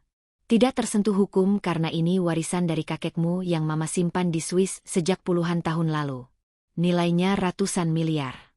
Cukup untuk membeli kembali rumah kita yang disita bahkan membeli 10 rumah seperti itu lagi. Raka dan Laras saling pandang bingung. Maksud Mama? Mama enggak bangkrut. Mama masih punya uang sebanyak ini. Terus kenapa Mama tadi? Ibu Wijaya menarik napas panjang. Dengar anakku. Perusahaan papamu memang ada masalah. Memang ada penyitaan. Tapi sebenarnya Mama bisa saja menyewa pengacara hebat untuk menyelamatkan rumah kita. Mama bisa saja membayar denda itu detik ini juga. Tapi Mama memilih diam. Mama membiarkan berita kebangkrutan itu menyebar. Mama membiarkan rumah itu disegel. Kenapa Ma? Kenapa Mama menyiksa diri sendiri sampai begini? Tanya Laras heran. Karena Mama ingin melihat wajah asli orang-orang di sekitar Mama Laras. Selama ini Mama buta. Mama silau oleh kemewahan palsu Siska dan Bella. Mama ingin tahu kalau Mama jatuh miskin ke titik nol, siapa yang akan menendang Mama, dan siapa yang akan memeluk Mama. Ibu Wijaya menggenggam tangan Laras erat. Dan malam ini Allah telah menunjukkan jawabannya dengan sangat gamblang. Siska dan Bella membuang Mama seperti sampah. Tapi kalian yang Mama buang justru memungut Mama dengan penuh cinta. Ibu Wijaya mengambil ponselnya kembali lalu mendial sebuah nomor. Halo Pak Haryo. Ini saya Ibu Wijaya. Terdengar suara pengacara di seberang sana. Halo Bu. Bagaimana sandiwaranya? Apakah sudah selesai? Ibu Wijaya tersenyum sinis. Senyum sang ratu yang telah kembali ke tahtanya. Sudah selesai Pak Haryo. Sandiwara selesai. Besok pagi tolong urus penebusan aset rumah utama. Bayar lunas semua denda perusahaan. Dan satu lagi Pak Haryo. Ya Bu. Siapkan surat perubahan hak waris. Coret nama Siska Hendra Bella dan Doni dari daftar penerima warisan. Tidak sepeser pun. Blokir semua akses keuangan mereka. Tarik semua fasilitas yang pernah saya berikan. Mulai dari mobil, apartemen, sampai kartu kredit tambahan. Buat mereka merasakan apa itu miskin yang sesungguhnya. Ibu Wijaya menatap Raka dan Laras dengan mata berbinar. Dan tolong catat ini Pak Haryo. Mulai hari ini pewaris tunggal seluruh aset Wijaya Group dan harta pribadi saya jatuh ke tangan anak bungsu saya Raka Wijaya dan istrinya Larasati. Siapkan dokumennya, saya akan tanda tangan besok pagi. Ibu Wijaya mematikan telepon. Keheningan melanda ruangan itu. Raka dan Laras masih belum bisa mencerna apa yang baru saja terjadi. Dalam hitungan detik nasib mereka berbalik 180 derajat. Tapi Emma, kita tidak butuh harta itu. Kita cuma butuh mama sehat, kata Laras jujur. Mama tahu Laras. Justru karena kamu tidak butuh harta itu, makanya kamu pantas mendapatkannya. Allah menitipkan kekayaan ini pada orang yang tepat. Orang yang amanah. Gunakan harta ini untuk kebaikan ya nak. Bantu orang banyak. Bangun masjid di desamu. Naik hajikan orang tuamu. Besok pagi Laras. Besok pagi kita akan kembali ke Surabaya. Bukan sebagai gelandangan, tapi sebagai pemilik sah istana itu. Dan Mama tidak sabar ingin melihat wajah Siska dan Bella saat mereka tahu bahwa nenek gembel yang mereka usir ternyata masih memegang kunci brankas harta karun. Drama ini belum berakhir nak. Justru babak pembalasan baru saja akan dimulai. Pagi itu matahari terbit dengan malu-malu di ufuk timur Sidoarjo. Sinarnya menerobos masuk melalui celah ventilasi rumah kontrakan kami menyinari wajah damai Ibu Wijaya yang tertidur pulas beralaskan tikar dan kasur busa. Ini adalah tidur ternyenyak beliau dalam beberapa bulan terakhir. Tanpa AC dingin, tanpa kasur empuk impor dari Italia, namun selimut kasih sayang yang kami berikan membuatnya merasa aman. Saat azan subuh berkumandang, Ibu Wijaya terbangun. Dia melihat aku dan Raka sudah siap dengan mukena dan sarung. Untuk pertama kalinya dalam sejarah keluarga Wijaya kami sholat subuh berjamaah dengan khusyuk. Raka menjadi imam. Di belakangnya aku dan Ibu Wijaya mengaminkan doa dengan air mata yang kembali menetes. Bukan air mata sedih melainkan air mata syukur. Setelah sholat Ibu Wijaya menolak melepas syal rajutan merah marun pemberianku. "Ma, ini kan sudah pagi, nanti Mama gerah," kataku lembut. "Biarkan saja Laras. Syal ini jimat Mama sekarang. Syal ini pengingat kalau Mama pernah jadi orang miskin semalam, dan diselamatkan oleh menantu yang Mama benci. Mama mau pakai ini pulang ke rumah," jawabnya tegas. Sekitar pukul 9 pagi sebuah mobil sedan hitam mewah berhenti di depan gang sempit kontrakan kami. Itu adalah mobil jemputan dari Pak Haryo, pengacara kepercayaan keluarga. Tetangga kontrakan heboh. Mereka berbisik-bisik melihat mobil mengkilap itu parkir di depan rumah Raka, si penjual ayam geprek. "Ayo Raka, Laras. Kita pulang," ajak Ibu Wijaya. Wajahnya kini berseri. Wibawanya telah kembali meski dia masih mengenakan daster batik milikku yang dipadukan dengan syal merah marun itu. Penampilan yang nyentrik namun sorot matanya memancarkan aura kekuasaan yang tidak terbantahkan. Perjalanan ke Surabaya Barat terasa begitu singkat. Hatiku berdegup kencang. Aku akan kembali ke rumah itu. Rumah yang memberiku trauma mendalam. Tapi kali ini aku menggenggam tangan Raka erat-erat, dan di sisi lain Ibu Wijaya merangkul pundaku. Aku tidak sendirian lagi. Sesampainya di depan gerbang Mensyahen Wijaya, pemandangan menakjubkan terjadi. Segel merah bertuliskan disita yang kemarin terpampang angker kini sudah hilang tak berbekas. Beberapa petugas keamanan berseragam rapi sudah berbaris menyambut kami. Gerbang otomatis terbuka lebar seolah menelan mobil kami masuk ke dalam perut kemewahan itu. Saat kami turun di lobi utama, Embok Darmi dan para asisten rumah tangga lainnya sudah menunggu. Mereka menangis haru melihat Ibu Wijaya kembali. "Nyonya. Alhamdulillah Nyonya pulang. Kami takut Nyonya kenapa-napa." Tangis Embok Darmi pecah sambil mencium tangan majikannya. "Saya baik-baik saja Darmi. Berkat anak dan menantu saya ini," jawab Ibu Wijaya sambil menepuk bahu Raka dan aku. "Siapkan makan siang yang enak. Bukan steak atau salad, tapi sayur asem, tempe goreng dan sambal terasi. Persis seperti yang Laras masak semalam.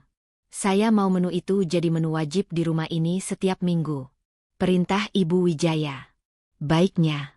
Siap," jawab para pelayan serempak. Sementara kami menikmati kembalinya kedamaian di rumah besar itu, di tempat lain badai kehancuran sedang melanda Siska dan Bella.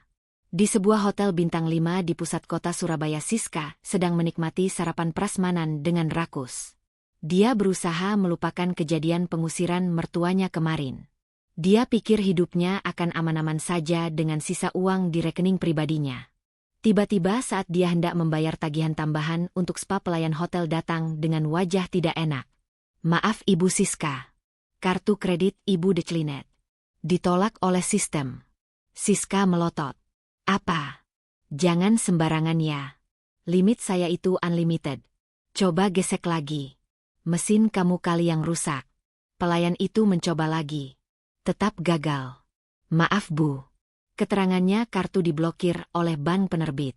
Apa ada kartu lain?" Siska panik. Dia mengeluarkan 3 kartu kredit lainnya dari dompet Hermesnya. Gesek semua. Gagal. Gagal. Dan gagal. Wajah Siska pucat pasi. Dia membuka aplikasi mobile banking di ponselnya. Jantungnya seakan berhenti berdetak saat melihat saldo rekeningnya. 0 rupiah. Status rekening dibekukan atas permintaan pemilik dana utama. "Apa-apaan ini?" teriak Siska histeris di lobi hotel. Ini pasti kesalahan sistem. Ponselnya berdering. Nama Bella muncul di layar. "Halo SIS. Lo di mana? Gawat SIS. Gawat banget." Teriak Bella di seberang sana, suaranya gemetar ketakutan. "Kenapa Bel? Gue juga lagi sial nih, semua kartu gue nggak bisa dipakai." "Sama SIS. Gue sama Mas Doni lagi di bandara mau check-in ke Bali. Tiba-tiba tiket kami dibatalkan sepihak. Paspor kami dicekal. Dan semua ATM Mas Doni ditelan mesin. Kita nggak pegang uang cash sama sekali SIS. Ini pasti ulah ban yang menyita aset Papa. Kita harus protes Bel." Belum sempat Bella menjawab, sebuah notifikasi email masuk ke ponsel mereka berdua secara bersamaan. Email dari kantor hukum Haryo O Partners. Isinya singkat namun mematikan. "Kepada saudara Hendra, Siska, Doni, dan Bella. Harap segera menghadap ke kediaman utama Wijaya siang ini pukul 1 tepat. Kegagalan untuk hadir akan dianggap sebagai penolakan terhadap penyelesaian masalah keluarga dan akan ditindaklanjuti ke jalur hukum." "Rumah utama. Bukannya sudah disita?" tanya Siska bingung. "Gue nggak tahu SIS.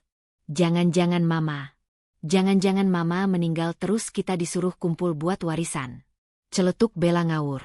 Mata Siska berbinar licik. "Kalau Mama meninggal berarti sisa harta pribadi Mama dibagi ke kita dong." "Wah, kalau gitu kita harus ke sana sekarang. Ayo, kita harus acting sedih lagi Bel. Siapa tahu kita dapat bagian besar." Dasar manusia tidak tahu diri. Bahkan di saat genting pun otak mereka masih dipenuhi keserakahan. Tepat pukul 1 siang 2 taksi online berhenti di depan gerbang Menshahen Wijaya. Siska, Hendra, Bella, dan Doni turun dengan wajah bingung. Mereka melihat rumah itu sudah bersih dari segel. Mobil-mobil mewah kembali terparkir rapi. "Loh, kok segelnya hilang?" tanya Doni heran. Gerbang terbuka. Mereka masuk dengan langkah ragu. Di ruang tamu utama suasana hening mencekam. Tirai-tirai tebal tertutup setengah menciptakan suasana remang namun agung. Di tengah ruangan duduklah Ibu Wijaya di kursi kebesarannya yang berukir emas. Dia sudah berganti pakaian. Kini dia mengenakan kebaya sutra hitam yang sangat elegan. Rambutnya disanggul rapi. Wajahnya dipoles makeup tipis yang tegas. Namun ada satu hal yang janggal. Di lehernya yang jenjang melingkar syal rajutan merah marun yang terlihat kontras dengan kebayanya. Di samping kanan Ibu Wijaya berdiri Raka dengan setelan jas rapi. Dan di samping kirinya duduk aku Laras mengenakan gamis sederhana namun bersih. Siska dan Bella terkejut melihat keberadaan kami. "Laras, ngapain pembantu ini ada di sini?" teriak Siska spontan, kebiasaan lamanya muncul. "Duar." Suara Siska menggema di ruangan itu. "Tutup mulutmu." Suara Ibu Wijaya menggelegar. Bukan bentakan keras tapi nadanya rendah penuh wibawa yang membuat nyali siapa saja menciut. Siska terdiam. Dia menatap mertuanya. Mama masih hidup." "Kirain Mama. Kecewa saya masih hidup," potong Ibu Wijaya sinis. "Kalian berharap saya mati kedinginan di pinggir jalan supaya kalian bisa berebut warisan. Begitu kan? MA jangan salah paham. Kemarin itu kita panik. Kita hilaf. Hendra mencoba membela diri. Iya kan MA? Kita semua korban situasi. Ibu Wijaya tertawa kecil. Tawa yang membuat bulu kuduk merinding. Korban situasi katamu. Dengar baik-baik. Situasi kemarin itu saya yang ciptakan. Kebangkrutan itu palsu. Penyitaan itu sandiwara. Saya cuma mau mengetes seberapa besar cinta kalian sama saya. Mata keempat orang itu melotot seakan mau keluar. Rahang mereka jatuh. Apa? Palsu. Jadi mama masih kaya. Pekik Bella tanpa sadar. Ya. Saya masih sangat kaya. Jauh lebih kaya dari yang kalian bayangkan. Dan uang saya cukup untuk menghidupi 7 turunan. Sayangnya. Ibu Wijaya menjeda kalimatnya menatap satu persatu wajah anak dan menantunya itu. Kalian bukan termasuk dalam 7 turunan yang akan menikmati uang itu. Siska dan Bella langsung menjatuhkan diri berlutut. Mereka menyadari kesalahan fatal mereka. Sandiwara mereka terbongkar. MA ampun MA. Siska hilaf MA. Siska sayang sama mama. Kemarin itu Siska cuma stres. Maafkan Siska MA. Siska merangkak mendekati kaki Ibu Wijaya hendak memeluknya. Tapi Ibu Wijaya mengangkat kakinya menendang pelan bahu Siska agar menjauh. Jangan sentuh saya. Kemarin saya mengemis tempat berteduh, kamu bilang rumahmu penuh. Kamu bilang saya beban. Sekarang saat tahu saya punya uang kamu merangkak seperti anjing minta tulang. Di mana harga dirimu Siska? Bella ikut menangis meraung-raung. MA Bella juga minta maaf. Bella balikin uang 100.000 mama. Bella ganti 1 juta MA. Tolong jangan coret Bella dari warisan. Ibu Wijaya berdiri. Dia berjalan mendekati aku. Dia merangkul bahuku erat. Kalian lihat wanita ini. Kalian panggil dia gadis desa. Kalian panggil dia pembantu. Kalian hina bajunya bau matahari. Kalian hina piring makannya. Tapi saat saya jatuh miskin cuma dia yang membuka pintu. Cuma dia yang membasuh kaki saya. Cuma dia yang memberi saya makan dengan piring terbaiknya. Ibu Wijaya menatap tajam ke arah Siska. Kamu tanya kenapa saya pakai syal jelek ini di acara resmi. Asal kamu tahu Siska. Syal rajutan laras ini lebih menghangatkan hati saya daripada tas Hermes ratusan juta pemberianmu. Tas kamu itu dingin. Isinya cuma gengsi dan kemunafikan. Tapi syal ini isinya doa dan ketulusan. Pak Haryo silakan bacakan keputusannya. Perintah Ibu Wijaya tanpa menoleh. Pak Haryo melangkah maju membuka map merah. Berdasarkan instruksi Nyonya Wijaya. Mulai hari ini saudara Hendra Siska Doni dan Bella dicabut haknya sebagai pewaris. Seluruh fasilitas ditarik. Kartu kredit diblokir permanen. Mobil dan rumah yang kalian tempati akan ditarik oleh perusahaan dalam waktu 24 jam. Silakan angkat kaki dari properti milik Wijaya Group sekarang juga. Hendra dan Doni lemas. Mereka jatuh terduduk di lantai. Siska dan Bella menangis histeris saling menyalahkan. Ini gara-gara lo si SIS. Coba lo terima mama kemarin pasti enggak gini jadinya. Teriak Bella. Lo juga sama aja bego. Lo malah kasih mama 100.000. Lo lebih parah. Balas Siska. Sudah. Diam kalian. Bentak Ibu Wijaya. Satpam seret mereka keluar. Beberapa petugas keamanan bertubuh kekar masuk dan memaksa mereka berdiri. Drama itu berakhir tragis bagi mereka yang serakah. Mereka diseret keluar dari istana yang dulu mereka banggakan. Teriakan memohon ampun mereka terdengar sampai ke gerbang namun pintu hati Ibu Wijaya sudah tertutup rapat. Sama rapatnya seperti pintu rumah Siska kemarin sore. Setelah mereka pergi suasana rumah kembali tenang. Aku menatap Ibu Wijaya. Ada gurat kesedihan di wajahnya. Bagaimanapun mereka tetap anak-anaknya. MA. Apakah tidak terlalu keras? Tanyaku pelan. Ibu Wijaya menatapku lalu tersenyum sendu. Kadang manusia harus dihancurkan dulu egonya laras, supaya mereka belajar menjadi manusia lagi. Biarkan mereka merasakan hidup susah. Biarkan mereka belajar mencari uang halal seperti kamu dan Raka jualan ayam geprek. Itu pelajaran terbaik buat mereka. Ibu Wijaya memegang kedua tanganku. Sekarang rumah ini sepi. Raka, Laras. Maukah kalian tinggal di sini menemani masa tua Mama? Ajari Mama cara sholat yang benar. Ajari Mama cara bersyukur seperti orang desa. Mama mau sisa umur Mama tenang. Aku menatap Raka. Raka mengangguk mantap dengan mata berkaca-kaca. Insya Allah Ma. Kami akan jaga Mama. Jawabku tulus. Dan begitulah. Roda nasib benar-benar berputar. Gadis desa yang dulu masuk lewat pintu belakang dan makan di piring plastik kini menjadi nyonya rumah di istana megah itu. Bukan karena dia merebutnya tapi karena ketulusan hatinya yang memantaskan dia berada di sana. Namun cerita ini belum berakhir teman-teman. Menjadi orang kaya ternyata ujiannya jauh lebih berat daripada menjadi orang miskin.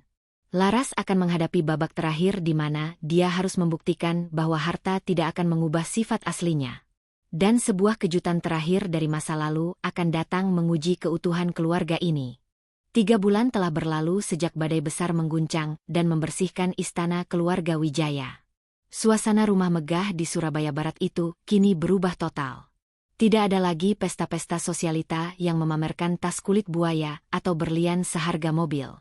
Yang ada kini adalah pengajian rutin setiap Kamis malam yang mengundang anak-anak yatim dari panti asuhan di sekitar Surabaya.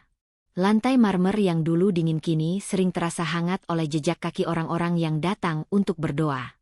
Aku, Laras, kini memegang kendali atas yayasan sosial milik perusahaan. Sementara Raka, suamiku, memimpin Wijaya Group dengan gaya kepemimpinan yang sangat berbeda dari ayahnya. Raka lebih sering turun ke lapangan menyapa buruh pabrik dan memastikan kesejahteraan mereka. Kami sepakat bahwa harta triliunan ini hanyalah titipan Allah. Kami hanyalah kurir yang bertugas mengantarkan rezeki ini kepada mereka yang berhak. Namun seperti kata pepatah, semakin tinggi pohon, semakin kencang angin bertiup. Ujian menjadi orang kaya ternyata bukan soal bagaimana cara menghabiskan uang tapi bagaimana cara menjaga hati agar tidak ikut menjadi keras seperti batu. Pagi itu kami sedang sarapan. Menu tetap sama. Sayur asem dan tempe goreng. Ibu Wijaya tampak segar bugar. Syal rajutan merah marun buatanku masih sering beliau pakai terutama saat udara pagi terasa dingin. Tiba-tiba seorang satpam tergopoh-gopoh masuk ke ruang makan. Maaf Nyonya. Maaf Tuan Raka. Ada tamu di depan gerbang. Satpam itu tampak ragu. Siapa Pak? Tanya Raka sambil meletakkan sendoknya. Itu. Anu Tuan. Ibu Siska dan Ibu Bella. Tapi penampilan mereka. Satpam itu tidak melanjutkan kalimatnya. Wajah Ibu Wijaya langsung berubah keruh. Sendok di tangannya berdenting keras menyentuh piring. Usir mereka. Saya tidak mau pagi saya rusak melihat wajah pengkhianat. Tunggu Ma. Potongku pelan. Aku memegang tangan Ibu Wijaya. Ma, bukankah kita baru saja membahas ayat tentang memaafkan di pengajian semalam? Biarkan mereka masuk. Laras ingin tahu apa tujuan mereka. Ibu Wijaya menghela napas panjang lalu mengangguk lemah. Terserah kamu Laras. Kamu sekarang nyonya rumah ini. Tak lama kemudian Siska dan Bella masuk. Penampilan mereka sungguh membuat hatiku mencelos. Siska yang dulu glowing dengan perawatan wajah puluhan juta kini terlihat kurus dan kusam. Rambutnya diikat asal-asalan. Bajunya hanya kaos oblong lusuh dan celana jeans pudar. Sementara Bella menggendong anaknya yang masih balita. Wajah Bella pucat pasi dan matanya cekung. Tidak ada lagi tas Hermes atau sepatu low boutin. Mereka memakai sandal jepit murah yang talinya sudah mau putus. Mereka berdiri canggung di pinggir ruang makan. Tidak berani mendekat. Bau keringat dan debu jalanan menguar dari tubuh mereka menggantikan aroma parfum mahal yang dulu menjadi ciri khas mereka. Mau apa kalian kesini? Tanya Ibu Wijaya dingin tanpa menoleh. Siska maju selangkah lalu tiba-tiba dia menjatuhkan dirinya ke lantai. Dia bersujud. Ma, tolong kami Ma. Suara Siska serak parau. Mas Hendra sakit keras Ma. Dia stroke ringan karena stres dikejar debt collector. Kami tinggal di kontrakan petak di daerah Wonokromo. Panas dan bau Ma. Kami enggak punya uang buat beli obat. Kami sudah jual semua barang tapi masih kurang. Bella ikut menangis sambil mendekap anaknya. Ma, anak Bella demam tinggi sudah 3 hari. Bella enggak punya BPJS. Bella nggak punya uang buat ke dokter. Tolong MA pinjami kami uang. Kami janji akan ganti. Kami rela jadi pembantu di sini asal anak-anak kami bisa makan. Aku melihat Raka. Matanya berkaca-kaca. Bagaimanapun Hendra dan Doni adalah kakak kandungnya. Darah daging yang sama. Ibu Wijaya terdiam. Tangannya meremas kain taplak meja. Ego dan rasa sakit hatinya bertarung hebat dengan naluri keibuannya. Kalian ingat saat saya minta tolong. Kalian bilang rumah kalian penuh. Kalian kasih saya 100.000. Sekarang kalian minta tolong. Apa pantas saya menolong kalian? Ucap Ibu Wijaya tajam. Enggak pantas MA. Kami memang sampah. Kami durhaka. Tapi tolong lihat cucu mama. Jangan hukum anak-anak kami karena dosa orang tuanya. Rintih Bella. Keheningan melanda ruangan itu. Hanya suara tangis bayi Bella yang terdengar memilukan. Aku tidak tega. Aku berdiri lalu berjalan mendekati mereka. Aku berjongkok di hadapan Siska dan Bella. Mbak Siska. Mbak Bella. Panggilku lembut. Mereka mendongak menatapku. Ada rasa malu yang luar biasa di mata mereka saat melihatku. Dulu mereka yang menghinaku di lantai ini. Sekarang mereka yang bersujud di kakiku. Berdirilah Mbak. Enggak baik bersujud sama manusia. Pamali. Kataku sambil membantu mereka berdiri. Aku menoleh ke arah Ibu Wijaya. MA. Laras boleh minta satu permintaan sebagai hadiah ulang tahun pernikahan Laras dan Raka bulan depan. Apa itu Laras? Laras minta izin Mama untuk mengizinkan Mbak Siska dan Mbak Bella serta suami mereka kembali ke keluarga ini. Ibu Wijaya terbelalak. Raka pun kaget. Kamu gila Laras. Mereka ular berbisa. Nanti mereka gigit kamu lagi kalau sudah kenyang. Insya Allah enggak MA. Laras yakin mereka sudah belajar.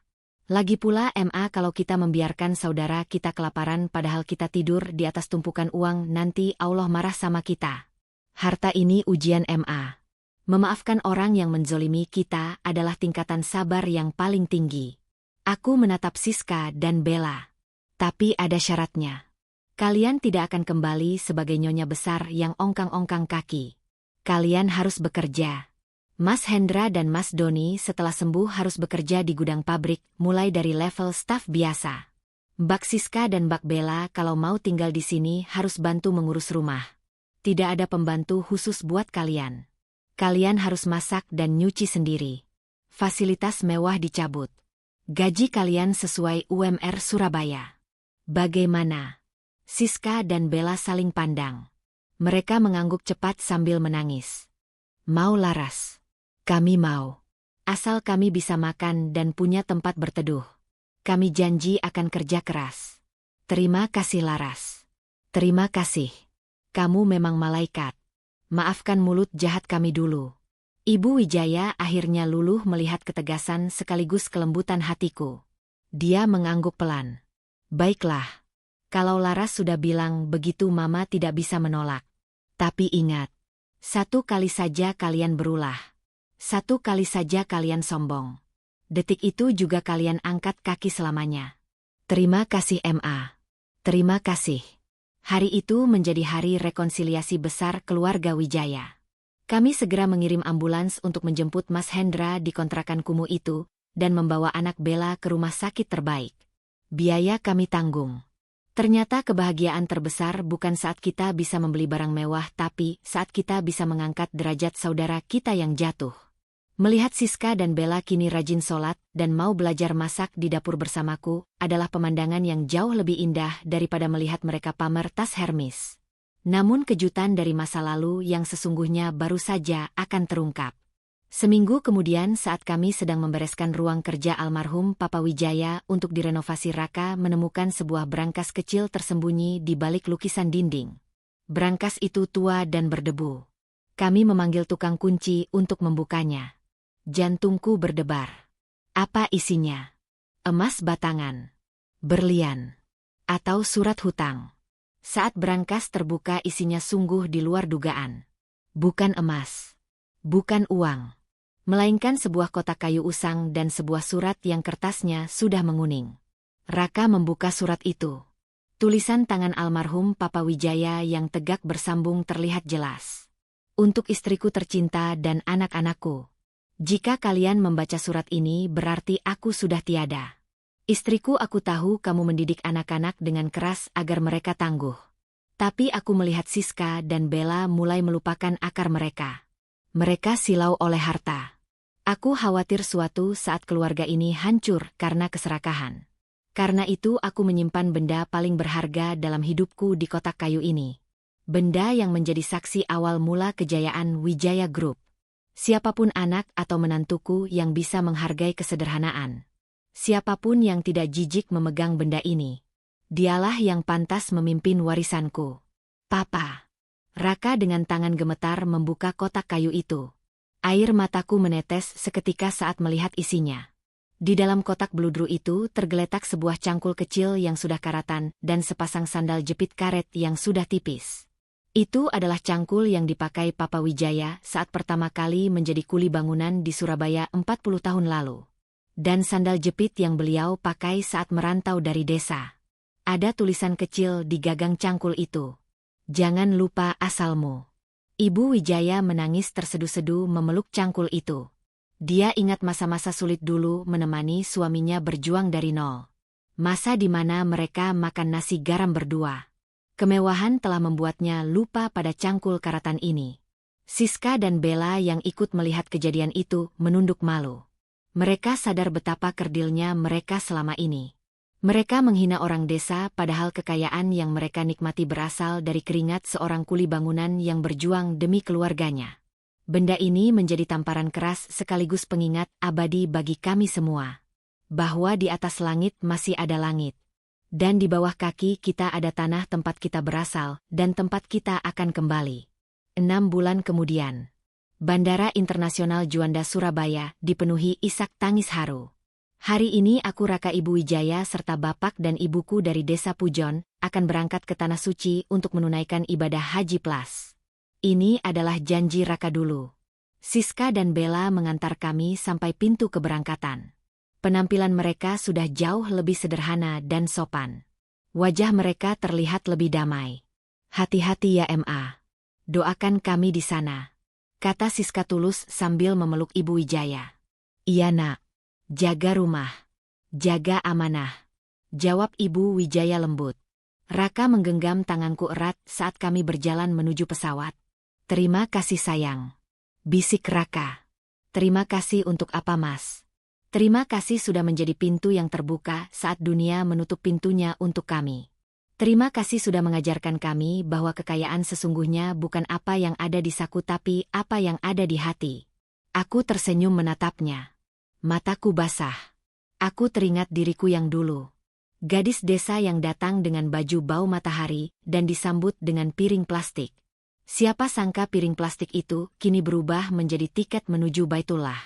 Pesawat lepas landas membelah langit biru. Meninggalkan kota Surabaya yang penuh cerita. Meninggalkan masa lalu yang pahit. Di ketinggian ribuan kaki aku menatap awan putih dan berbisik dalam hati. Mertuaku pura-pura bangkrut dan minta kamar. Tapi ternyata skenario manusia yang penuh intrik itu kalah indah dengan skenario Gusti Allah. Karena pada akhirnya kebaikan sekecil apapun tidak akan pernah sia-sia. Dan kesabaran seluas samudera pasti akan bermuara pada kebahagiaan yang tiada tara. Tama.